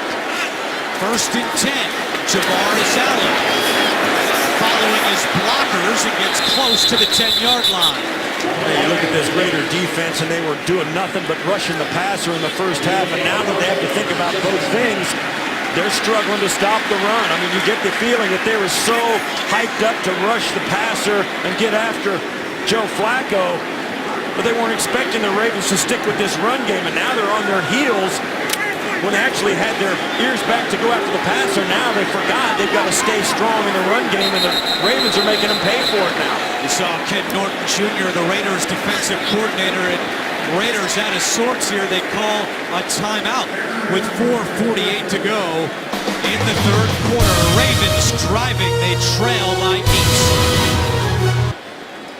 The Ravens have finally gotten their ground game going on this drive with 38 yards rushing. They have the ball at the 11-yard line. Second down and 5. West takes the pitch, running right. West cuts back at the 5. West inside the 5. First and goal for the Ravens. With Justin Forsett, a healthy scratch, watching. Baltimore trying to punch it in for the first time today. This is just the old student body right there, where every offensive lineman is pulling to get outside and get leverage on the edge of that Raiders defense. Very soft for the Raiders. Terrence West, great job just taking that ball downhill as soon as he saw his crease. If they score, is it too early to go for 2? Yes, I believe it is too early to go for 2. And now Joe Flacco and the Ravens call timeout with 4 minutes to go in the third quarter. Did not look like the Ravens had the right personnel on the field, forcing them to burn a timeout. Tonight on CBS, it's the powerful season premiere of Madam Secretary. Taya Leone stars in the hit drama tonight after NCIS Los Angeles. Only CBS. Well, how about this? No Ravens running back has rushed for a touchdown since week 16 of last year. 108 consecutive carries by Ravens running backs without a touchdown run. They do have 1 rushing touchdown this year, but it was from that man, Joe Flacco, last week in Jacksonville. And Andrew, you asked a good question about the 2-point conversion. I reconsider. I'm looking at the scoreboard at the time. I think you do go for 2 in this situation because you're going to be within 2 points if you don't make it. A field goal still gives you the win. Might as well go for the tie as you come to the end of the third quarter.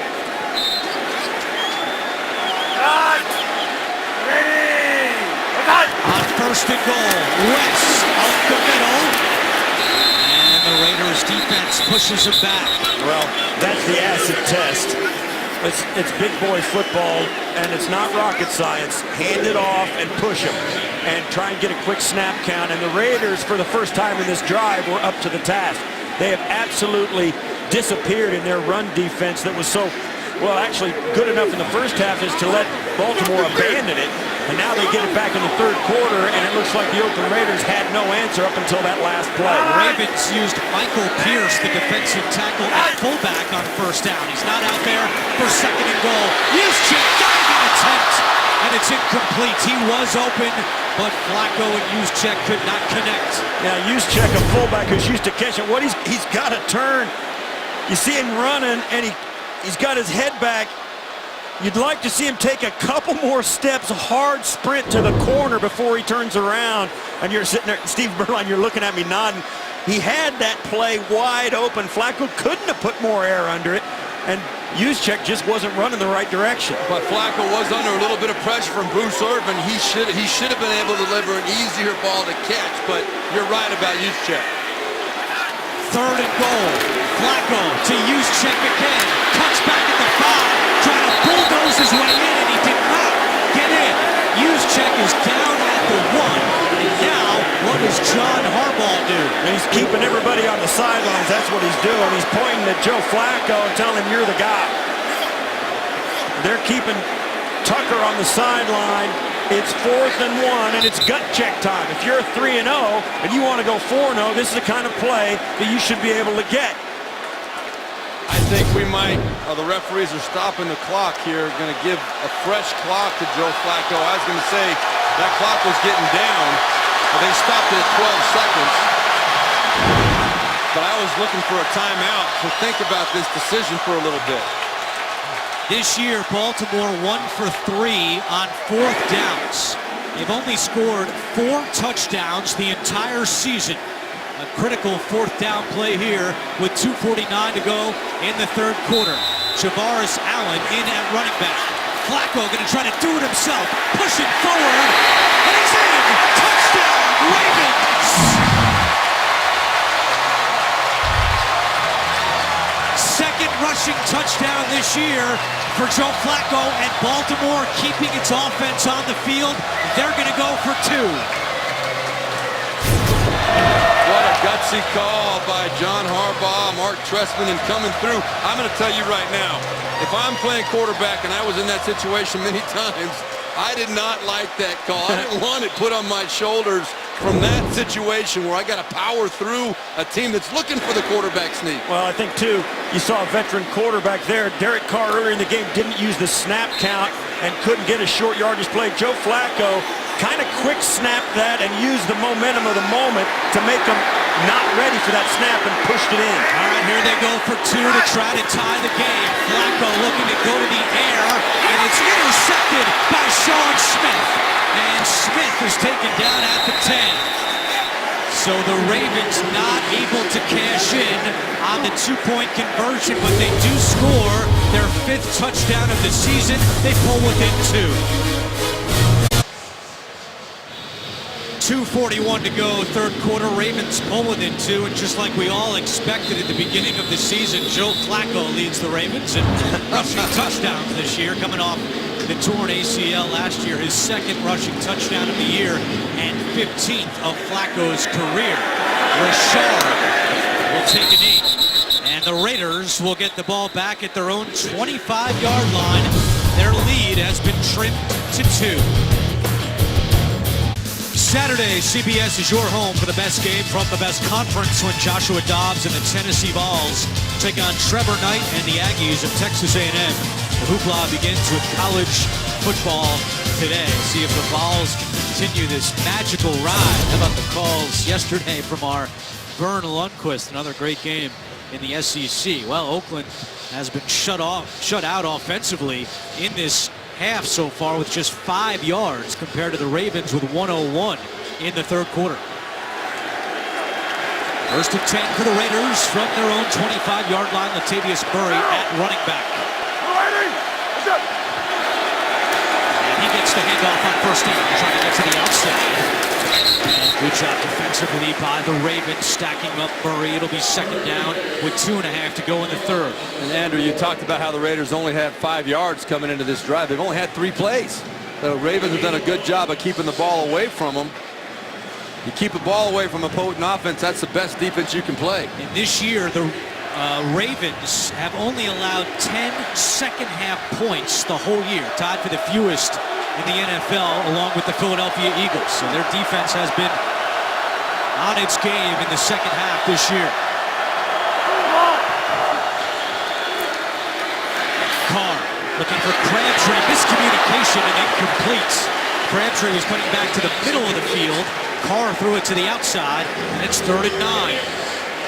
And all of a sudden, the Raiders offense looks unsure of itself. This Raven defense, John Harbaugh and Dean Pease, the defensive coordinator, they are masters at halftime adjustments. That's no accident that they've only given up 3 points in the 4th quarter of their games this season and 10 points overall in the 2nd half.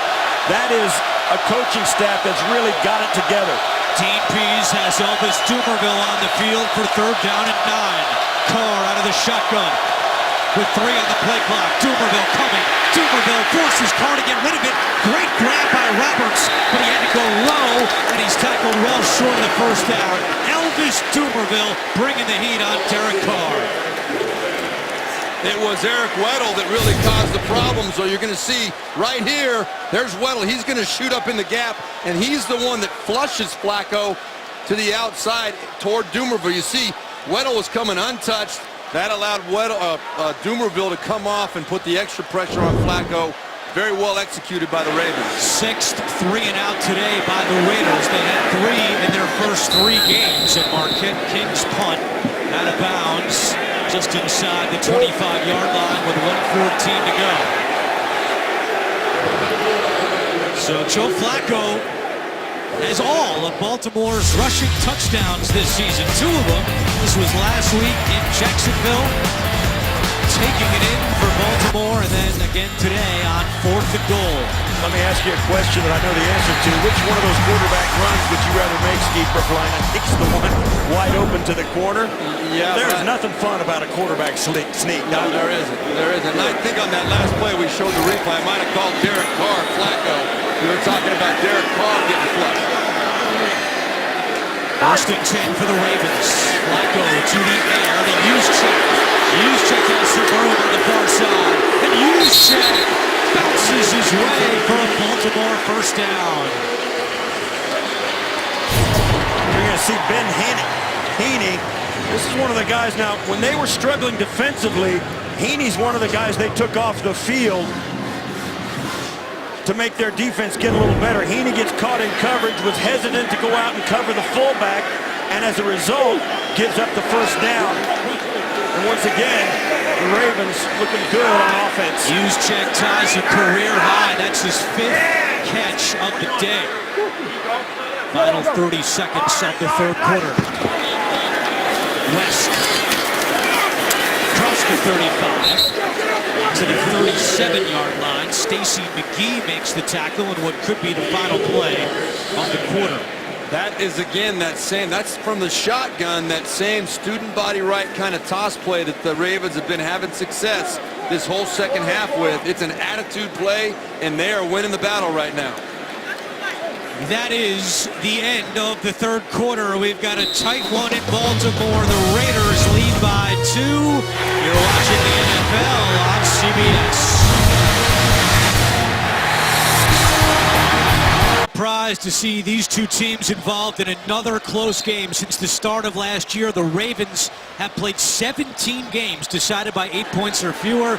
Oakland tied for the 2nd most with 14 games. Another 2-point game right here. And Flacco's first pass in the 4th quarter is low and incomplete.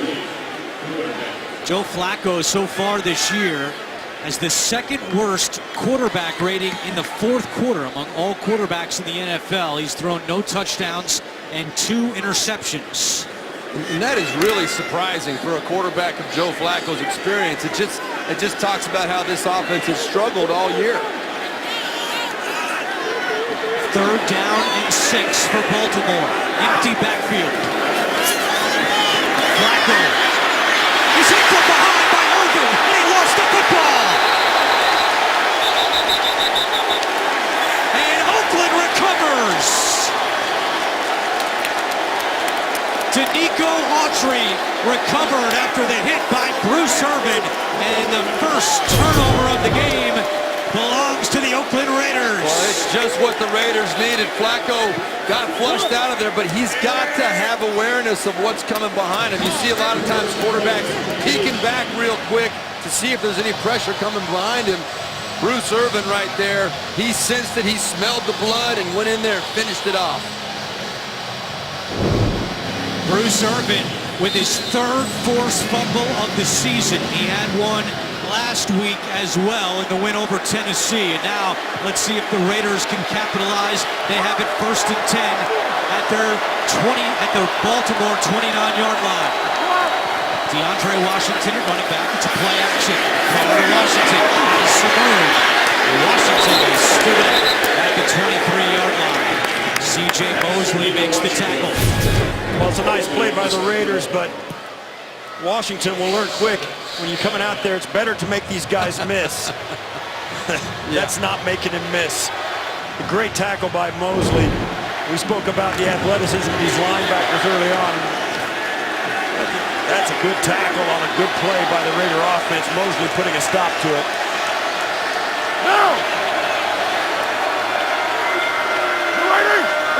Second and 3. Washington close to the first down, but he's going to be on a half-yard shot, so it'll be 3rd and short for the Raiders.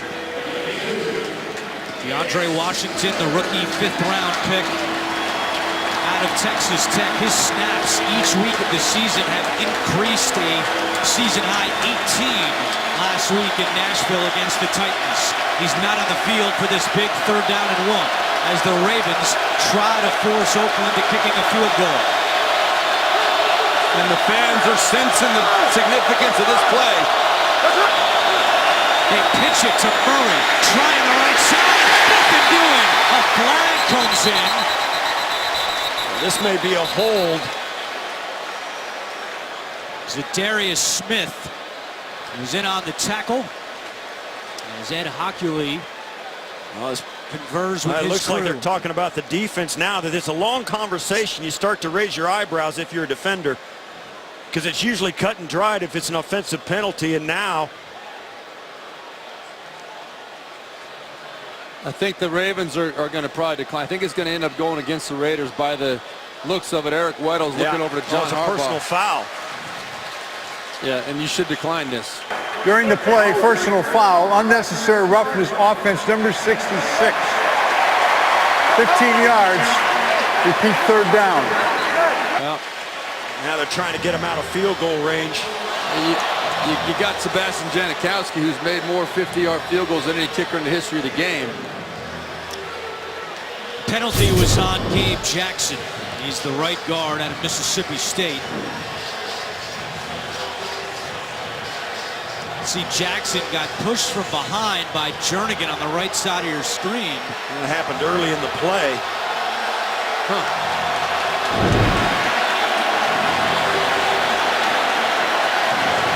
Now they're starting to talk back and forth now between plays. Now keep in mind, Coleccio Assembly is down there on the Raiders offensive line. The former Raven had a lot of things to say this week, including he was looking forward to pancake blocking. Some of his former teammates said there was one coach that he did not like in his time with Baltimore. Said his feelings were hurt when the Ravens didn't offer him enough money to stay. So he said it would be an emotional game. He's kept him in check to this point. But he's an emotional player, and here in the 4th quarter, a 2-point game, emotions boiling over a little bit. I think this is a dangerous situation for the Ravens, though. I think you should decline the penalty in that situation. You're still in Sebastian Janikowski's field goal range, and what if the Raiders make a play here? 3rd and 16.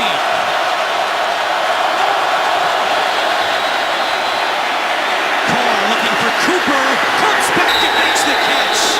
And exactly as Steve Berline said, if they, depending on the spot, give them a 1st down, that will be a killer decision by John Harbaugh. And it is all dependent on the spot. Even from that long distance, it came down just at the stick. And this might be even worth a challenge by either team if it goes against them. Yeah, it looked like he was significantly past that 20. That ball should be at the 18.5-yard line. And if I'm Jack Del Rio, when you don't get this 1st down, I'm throwing the challenge flag right away. But I don't know why you wouldn't keep him in 4th and 8, make him kick the field goal instead of giving him a chance. I throw the challenge flag right now if I'm Jack Del Rio, and he's not going to do it. Now they're going to go for it. I'd throw a challenge flag. I think that was a bad spot by the official. I think they got shortchanged on it. I think Cooper was well past the 19-yard line. It's where his behind hits the ground, where the ball is. I don't know. Maybe. I don't know if you challenge that after all. All you need is an inch. Well, that's what they're going to try to accomplish right here. Jack Del Rio keeping his offense on the field, 4th and inches. It's all about the snap count. You got to get them off the snap count. 1 for 2 on 4th downs this year. Latavius Murray at running back. They might be trying to draw him off sides. Lots of movement on the line. Carr is taken down, but who moved first? The Ravens were in the neutral zone. If Derek Carr thinks it's against the Ravens. It is against the Ravens. Mosley was in the neutral zone at the end of the line of scrimmage, and the offensive lineman made contact as a reaction, and that's on the defense. Offside, defense, number 98. 5-yard penalty results in a first down. I'll tell you that the Ravens were shot out of a cannon on that play. Just a little bit too early. Right here, look, there you go, right there. Yeah, they had that was 5 guys there. in the neutral zone. They Yeah. called it on Brandon Williams. It's the first defensive penalty today against Baltimore, and the drive continues for the Raiders. 1st and 10 from just inside the 15-yard line.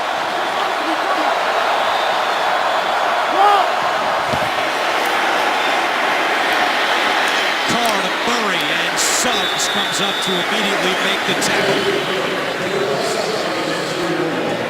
Terrell Suggs has 3 sacks this year, all 3 in the 4th quarter. He's had his legs late in games, and the Ravens need their defense to try to force Oakland to a field goal here. Well, the Raiders, as we stated earlier, very, very good inside the red zone. 9 of 10 now on the season, coming away with touchdowns.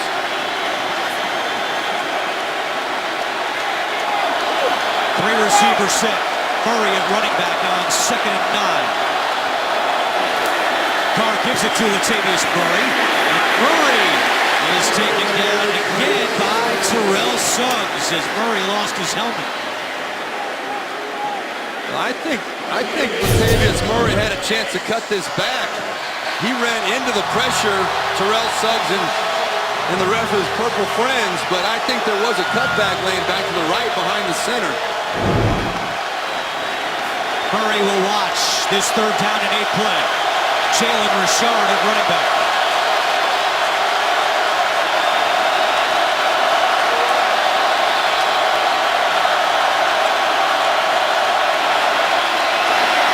Carr over the middle. Touchdown! Crabtree, his 2nd of the day. That's a big-time throw.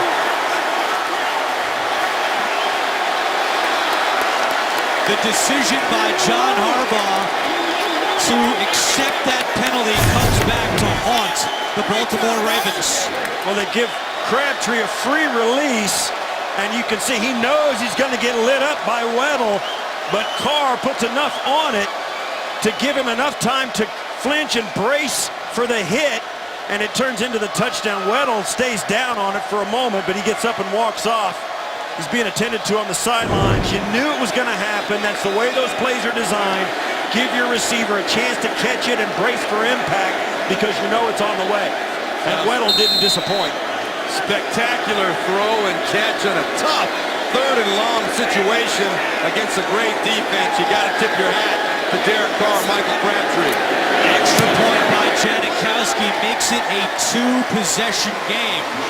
21-12. Carr, 3 touchdowns on the day. Raiders lead 21-12. Raiders offense continues to dominate in the red zone. 11 trips this year, 10 touchdowns, and they're 3 for 3 today. Hester, and it will be a touchback. 11-11 to go in the 4th quarter. Ravens and Joe Flacco trail by 9. 21-12, Raiders lead the Ravens. And on the touchdown, Eric Weddle got banged up, and we'll have an injury update on Weddle coming up. But right now, 1st and 10 from the 25 for Baltimore. Terrence West has had a good day rushing, and he gets a couple as we go down to Chris Fisher. Thanks, Andrew. I was in the end zone when Eric Weddle made the hit. It was very loud Over on the bench, team physicians just reviewed with him. They have now taken him into the locker room. After looking over the video on the injury review system, they are going to check him for a concussion. All right, so Weddle has left the field into the Baltimore locker room. Second down and 8. Flacco on the sideline to Wallace. It'll be third and short. A couple of interesting decisions in this game by John Harbaugh. We highlighted the accepted penalty, which led to an Oakland touchdown. Also, the decision late third quarter to go for 2. If they had kicked the extra point there, we'd still have a 1-possession game. Now it's a 9-point game. I still agree with going for 2 in that situation, even though it didn't work out. His defense is the best defense in the NFL in the second half, and they were still close. You're going to have to get a defensive stop anyway. Third and 2, and the pass is complete to Dennis Pitta for a first down. You're going to have to get a defensive stop anyway, so you got to go for 2 to make it a tie ball game.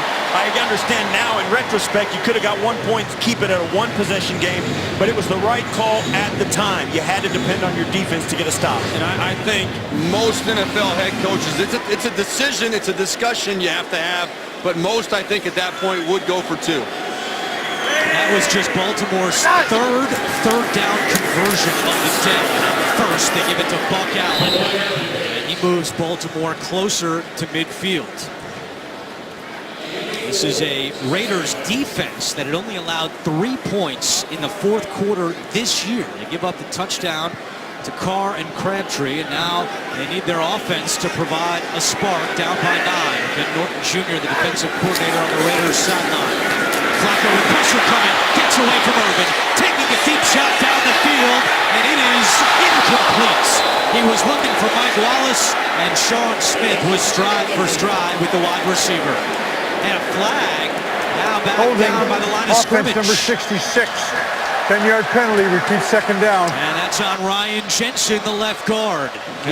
He's been struggling all day, Ryan Jensen. Yeah, you get the feeling every so often this offensive line for Baltimore is just holding on by the skin of their teeth. And you see there, Urban coming off the outside, gets a swipe at Flacco, but on the inside, you see Jensen just won't let him go. That was Justin Ellis that was tied up with Jensen, the left side of this Baltimore offensive line. There was questions coming in. Ronnie Stanley, the rookie left tackle, and number 6 overall pick, not playing today because of a foot injury. And Alex Lewis, the rookie who had started the first 3 games at left guard, we haven't seen him today. It's been Jensen, the 4th Raven holding penalty of the day. Again, pressure, and there it is, the first sack of the season for Khalil Mack. He has had a heck of a game today. It's the first one that's going to show up in the big stats they keep for defensive linemen. He's just been an absolute monster all day today. There's nobody on the Ravens front line that's been able to block him. He's done it with speed. He's done it with power. He's done it with spins. Pretty impressive day. Jack Del Rio consistently has said the last 3 weeks, we're not worried about max sack total. They will come. He's still impacting the game. He gets his first there. Now 3rd and 23.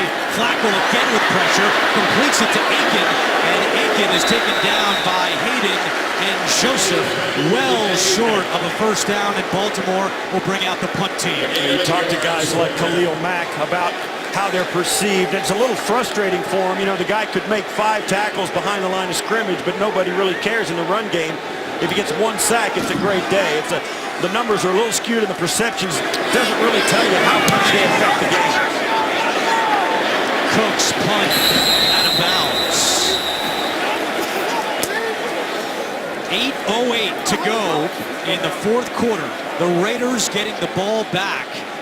And they spot that ball going out of bounds at the 28-yard line. Raiders on top. Ravens defense needs a big stand here. They will be without Eric Weddle at the start of this drive. We showed you he went into the locker room, he evaluated for a concussion. Kendrick Lewis taking his place at safety, and Carr throwing on first down. Completes for a short gain to Michael Rivera. Thursday, your weekend starts here when the Cardinals tackle the Niners. It's Thursday Night Football on CBS, NFL Network, and Twitter. First catch of the season for Michael Rivera. Seeing extended time today after Lee Smith went out in the first half with an ankle injury. Now Oakland going to try to use some clock inside 7:40 to go.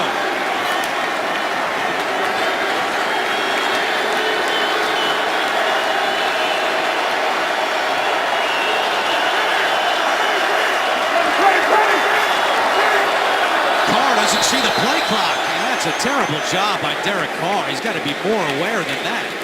Defense, 5-yard penalty. It's second down. There's no excuse for that. You run a 1-yard play, and you had plenty of time to snap the football. Second down at 14. That was a lack of awareness that can't happen. See the quarterback comparison. 44 pass attempts today for Joe Flacco. He's been sacked twice. That's amazing. Derek Carr only 133 pass yards for 3 touchdowns. Penalty makes it second and 14.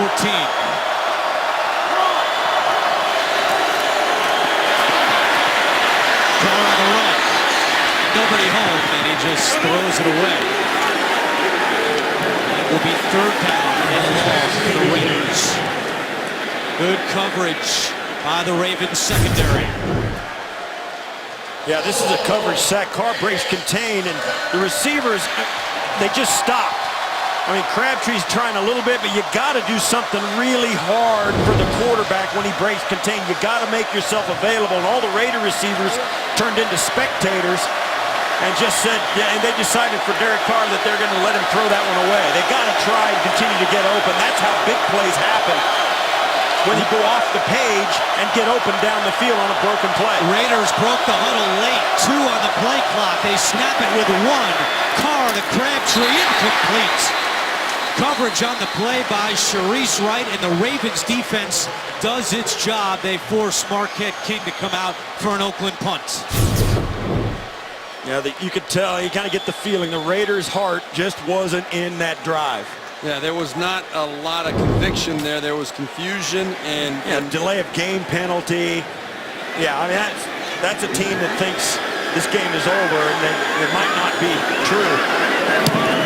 King, high, spiraling punt to Hester from his own 22. Hester with a head of speed, and Hester with a nice return. There's a flag down on the Oakland sideline. This could be actually on either team. Usually that's the case, Steve Tasker. I mean, usually you get an idea of what it is, but over there it could be a guy who was pushed out and then blocked out of bounds, or he ran out of bounds on his own, and it's impossible to tell until they give us an idea. Now it's going to go on the Raiders.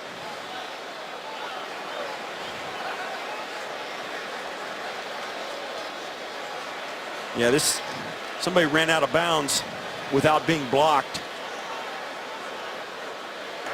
A member of the kicking team, number 18, went out of bounds on his own. That's a 5-yard penalty. It will be enforced from the dead ball spot. Baltimore keeps the ball, first down. Penalties on Andre Holmes. Ravens back on offense with 6:38 to go. Ravens will have good field position to start this drive. Just 6:38 to go. They have 2 timeouts remaining. They'll begin at their own 48-yard line, trailing by 9. With Steve Tasker, Steve Berline, and Chris Fisher, our entire crew. I'm Andrew Catalon. Our crew today includes a homecoming for our card cameraman, Mike Serio, and to Archbishop Curley here in Baltimore. See if the Ravens can score some points quickly. Play action pass. Flacco looking for Steve Smith. He's got it in front of Anderson. Breaks a tackle. Smith off to the races. Touchdown, Baltimore! 52 yards. How's that for an instant touchdown?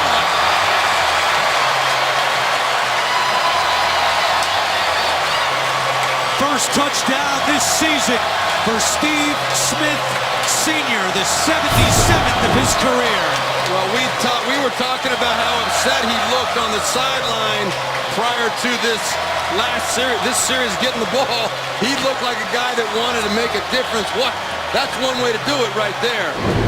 He's unbelievable. He is unbelievable. Just unbelievable. You talk about the injury he had a year ago, and to come back and make a play of that type is just absolutely unbelievable.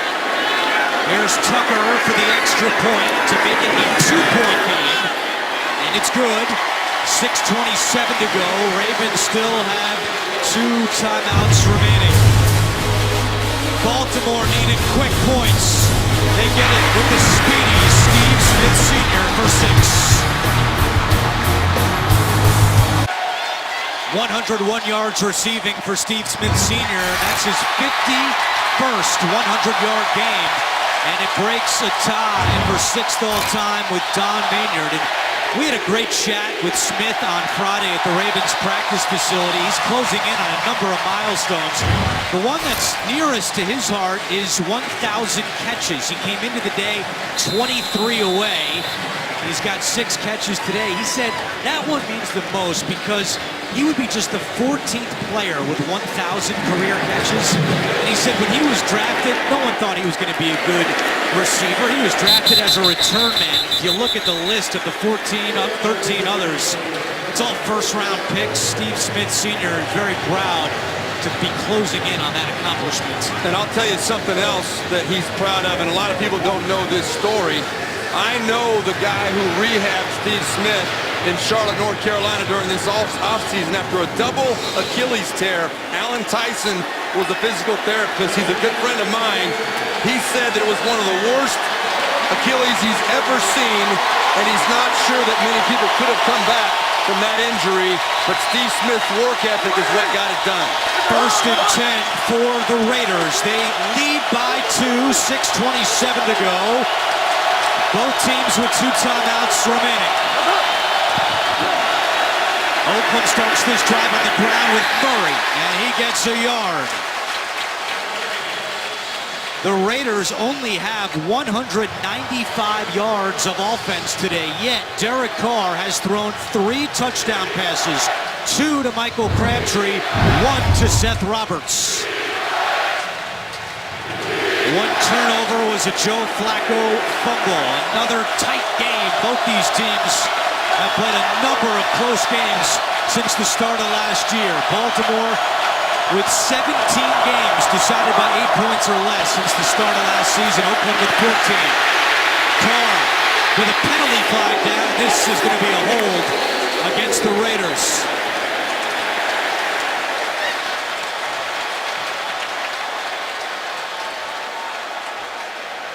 Looks like it might. Looks like it. There you go. Holding offense, number 74. 10-yard penalty. He keeps 2nd down. The right tackle, Vidal Alexander, with a tough go in his first NFL start, starting in place of the injured Menelik Watson. As Alexander saying he had his hands up in his face, and it looks from the back, it looks like Zadarius Smith might have done it for a moment, but there's the hold. There's no question. Alexander puts the claw on him and holds on him, and Carr just had to throw that away. But now, with this momentum completely in Baltimore's favor, you know this defense is going to do something to try and make a play here to win the game. 4th penalty today against Alexander for 35 yards. On the delayed handoff, a fumble, and the Ravens recover. The rookie Tavon Young falls on the fumble. First turnover today by the Raiders. Well, this is a case of a rookie just getting a little careless with the football. A great play. I think that might have been Urban. Who was that up in there that knocked that ball out? There was a big paw that came in from the side. It was Lawrence Guy, the 6th-year man out of Arizona State. There's a lot of ways to make a play to win a ball game, and the Ravens try and find all of them. They've got players all over their roster. It's a great culture inside the Ravens organization with a lot of great veteran players who prepare the young guys to make plays exactly like that one. And right when they needed it, a couple of plays have been made that give the Ravens a chance to take the lead for the first time. 1st and 10 for Baltimore. They started on the ground with West across the 15 and tackled at the 13-yard line. Oakland had gone 8 straight games without losing a fumble. That was a franchise record. And we sat with Bill Musgrave yesterday and said, how are you going to distribute your carries in the 4th quarter with 2 rookie running backs? And he said, we're still trying to figure that out. Well, they gave it to the rookie Washington, and it proves costly as we approach 5 minutes to go in the 4th quarter. Remember, a field goal would give Baltimore the lead. They're well within Justin Tucker range, but they're trying to think touchdown on 2nd and 5. Back to West. To the 10. Terrence West starting today for the first time since the final game of the 2014 season, as Baltimore has made Justin Forsett a healthy scratch today. They were trying to jumpstart their run game, and they have 108 yards rushing under offensive coordinator Mark Trestman. Flacco to the air. Juszczyk at the 10. Cuts it to the 5. And he's got up Baltimore. First down. It's first and goal.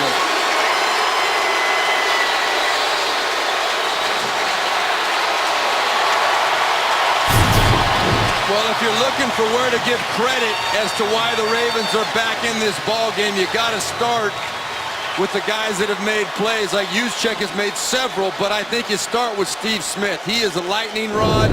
Since he took that ball to the end zone in the last series, this whole stadium has been energized, and the Ravens now control their own destiny.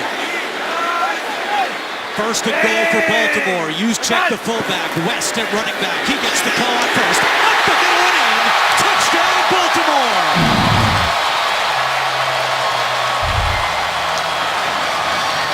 The fumble by Washington is costly, and now Baltimore will keep its offense on the field and go for 2. Now the question is, will the Raiders letting him score here? You think? Oh, I don't know. I don't think so. They got it. No, I don't think so at all. I don't think they were letting him score. Wanting to get the ball back with over 3 minutes, knowing a field goal will win the ball game for him. You got to question whether that was in the mind of Jack Del Rio. That was a pretty easy run for a score there in a goal line situation. Well, they've had a lot of runs defensively, have the Raiders, that made it look really easy for the Baltimore Ravens here in the second half. As good as the Raider offense looked in the first half, it has been a complete flip in the second half. Credit the Ravens coaching staff and their best players for coming through. Going for 2. Flacco over the middle. Wallace has it for the 2-point conversion. And a flag has come in. 2 flags late. Now, I think they're going to call him for a spike at the play. It's a dead ball foul. Taunting. And another one. Wow. Now the significance of the 2 points. Now remember, with the new PAT rule, with the ball back that far, John Harbaugh wants to make, if the Raiders do end up scoring a touchdown, you want to make them have to make that extra point to win the game. Janikowski missed 1 extra point last year, 7 for 7 this year. I think this 2 points going to count. There were 2 fouls after the try was over, both on the offense, Baltimore. One was an unsportsmanlike conduct foul for celebration. That foul is declined. There was also an unsportsmanlike taunting foul on number 17. If number 17 commits another foul of that category in this game, he will be disqualified. That 15-yard penalty will be enforced on the kickoff. 2-point conversion stands. Penalty on Wallace. Another look. Well, now this is right in the back. Right there, spiking it on top of the defender is the penalty.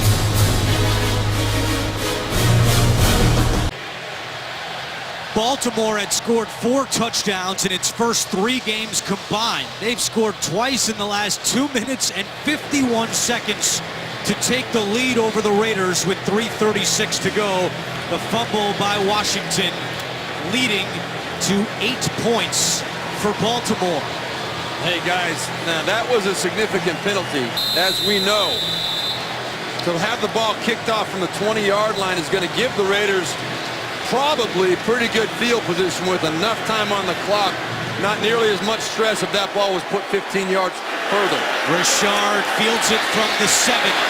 He's already got the 25, and Richard across the 30 to the 33-yard line, so the penalty does prove costly. If we go back and take another look at that penalty committed by Mike Wallace. Yeah, we'll see it again here. Beautiful play, throw and catch, but why in the world? Mike Wallace is an 8-year vet. He knows better than that. That's a rookie mistake. That's not a veteran mistake, and that costs your team ball games in a lot of situations. Derek Carr has 6 career game-winning drives. His offense has the ball at the 34-yard line, 1st and 10. They had 2 timeouts and the 2-minute warning. Washington not at running back after the fumble on the last drive. It's Murray. Carr with time over the middle, and it's caught at midfield by Crabtree. It's his 5th catch of the day. C.J. Mosley makes the tackle after the first down pickup. No rush from the Raiders here, no panic. They know they've got plenty of time. They're going through their normal kind of up-tempo program right here, but they've got plenty of time for this situation. Richard at running back now on 1st and 10. 3 minutes to go in the 4th quarter.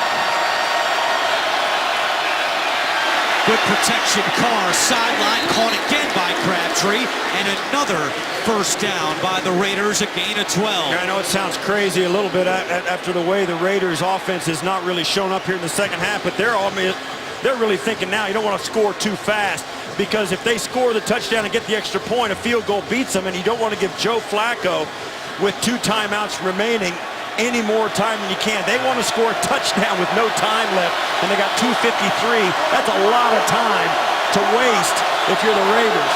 From the Baltimore 40-yard line, Carr out of the shotgun. Baltimore showing pressure.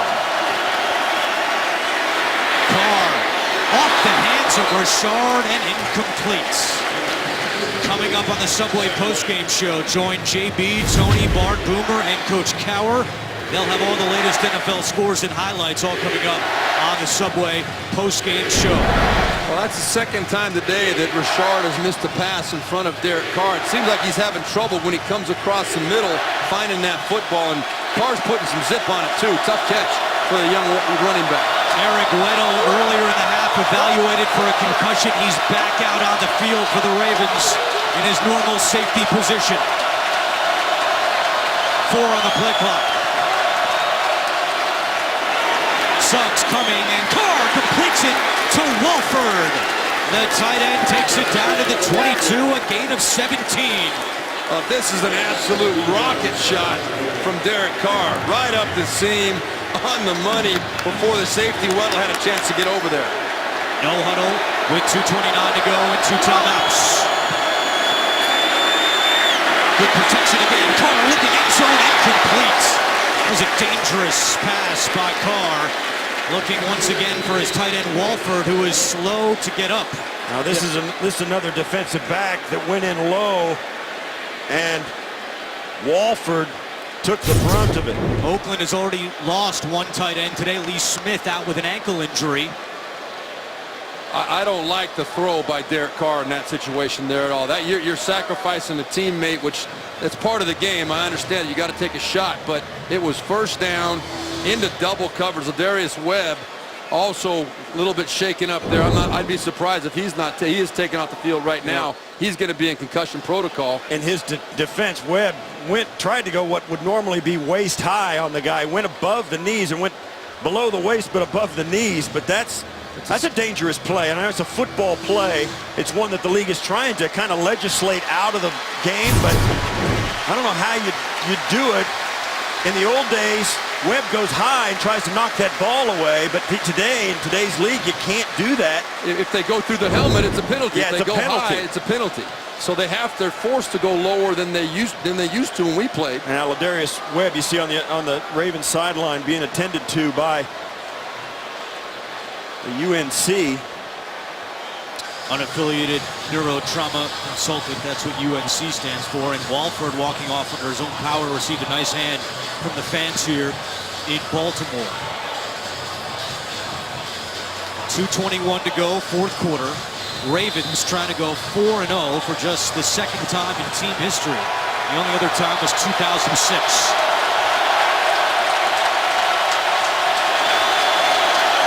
Michael Rivera comes in at tight end to replace Walford.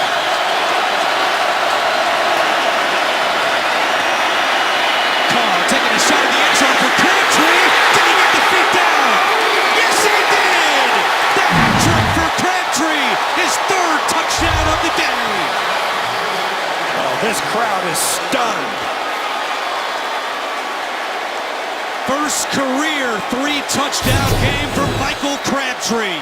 This is a big-time throw and catch, getting that second. Oh, let's see if he got it. foot He had was it. it down already? Oh, yeah, he had his right foot is down. Oh, what a play. What a route by Crabtree. Look at the Watch, you throw. gotta come up. Is that left foot down? There Right it's foot's down, Yep, and the they're toe down. drag. That's no question. No question about it. No question. What a phenomenal drive and finish by the Raiders. Derek Carr told us last year we learned how to compete. This year we've learned how to finish. And now a big extra point, Janikowski for the lead, and it's good. Janikowski has not missed an extra point this season. Carr ties a career high with his 4th touchdown of the game. There have been 3 touchdowns in just over the last 4 minutes, and now the Raiders with a 28-27 lead on Baltimore, but Ravens getting the ball back with the 2-minute warning and 2 timeouts. All they need is a field goal, and they have one of the best kickers, if not the best kicker in the NFL, in Justin Tucker. And they have a Super Bowl winning quarterback who's in a situation he should be very comfortable with, and I think he would be disappointed, and so would his head coach, John Harbaugh, if they didn't find a way to make this very interesting. Janikowski with a low kick, bounces at the 5. Here comes Devin Hester. And Hester is upended. That's the former Raven, Brendan Trowick, making the special teams tackle with 2:07 to go. Next Sunday, the NFL on CBS, living large with doubleheader games. Jets, Steelers, Texans tangle with the Vikings, and then later the Bengals battle the Cowboys. Check your local listings, beginning with JB, Boomer, Tony, Coach, and Bart on the NFL Today. Steve Tasker mentioned this earlier, but we saw Justin Tucker connecting in pregame warm-ups from longer than 60 yards. He's 11 for 11 on field goals this year. Terrence West with a delayed handoff. Raiders not expecting it, and West all the way up across the 35 and close to the 40. An 18-yard gain takes us to the 2-minute warning. What a ball game in Baltimore. With Steve Tasker, Steve Berline, Chris Fisher, I'm Andrew Catalon, our entire NFL on CBS crew. We've got quite a ball game here in Baltimore as the Ravens try to go to 4-0. They trail by 1:59 to go. They have 2 timeouts remaining. All they need to do is get in Justin Tucker field goal range. Joe Flacco with 26 career game-winning drives in the 4th quarter or overtime.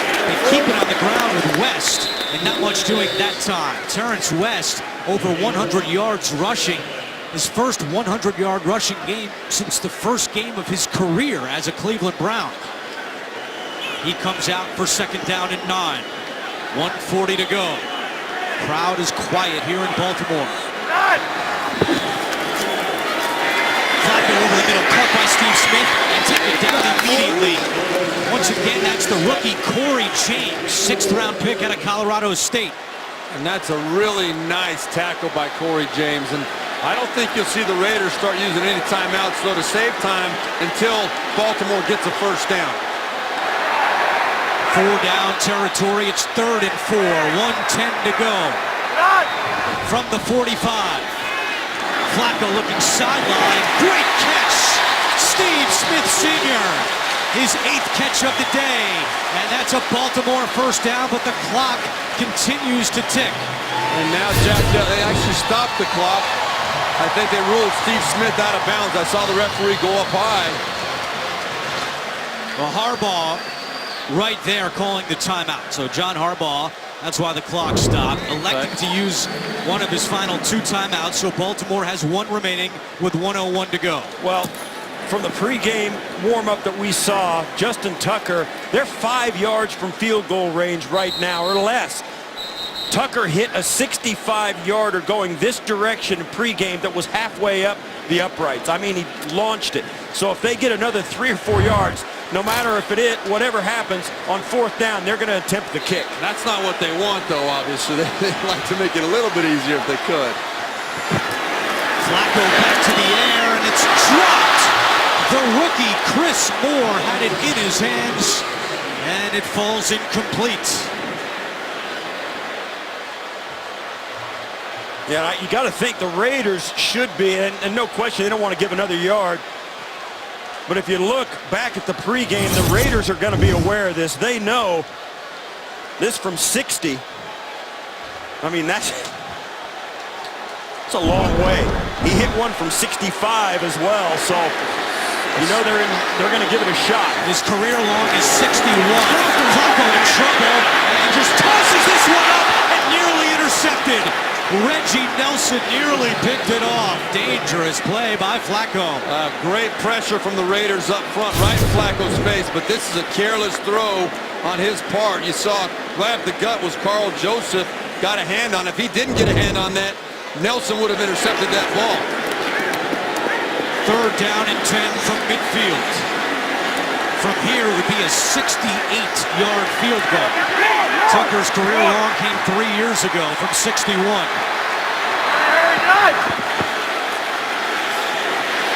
Flacco with time, low and incomplete. Pitto was open, and now what does John Harbaugh do? You can't kick it from 68 yards.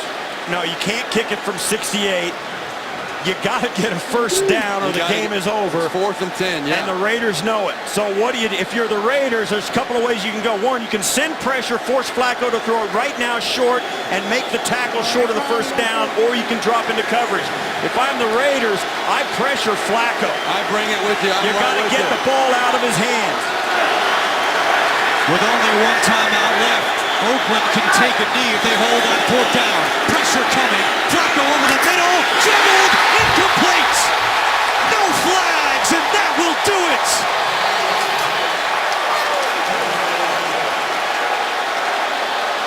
Jack Del Rio and the Raiders will win their first 3 road games for the first time since the 2000 season. This is an absolutely monumental win for the Raiders. This young football team, as you said, it was a great play by the Raider defensive backs. That was what Joe Flacco had to do. Hope that one of his guys could come down with a play, but played very well by the defense. We've got a player hurt on the field as well right now.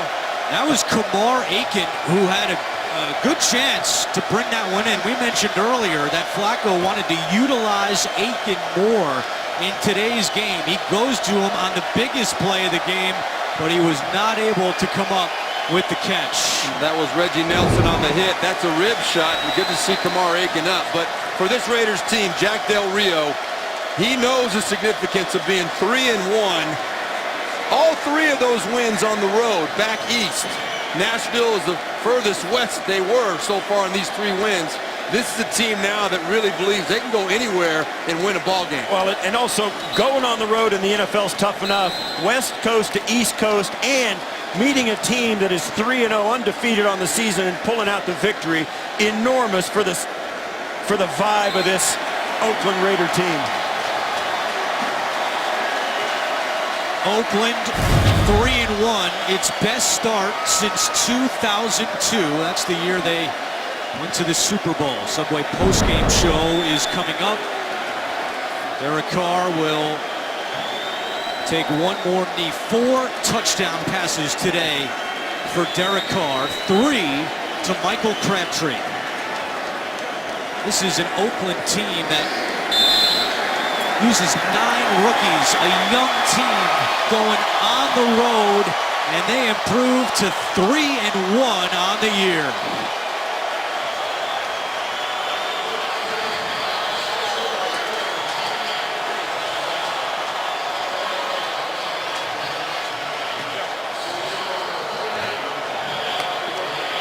(28-27) is the final score. The Raiders hand the Ravens their first loss of the year.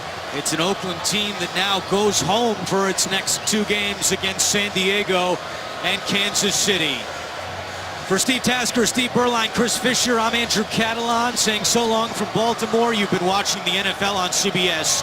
Coming up, the Subway postgame show will take you back to New York for all the scores and highlights, all coming up right after this.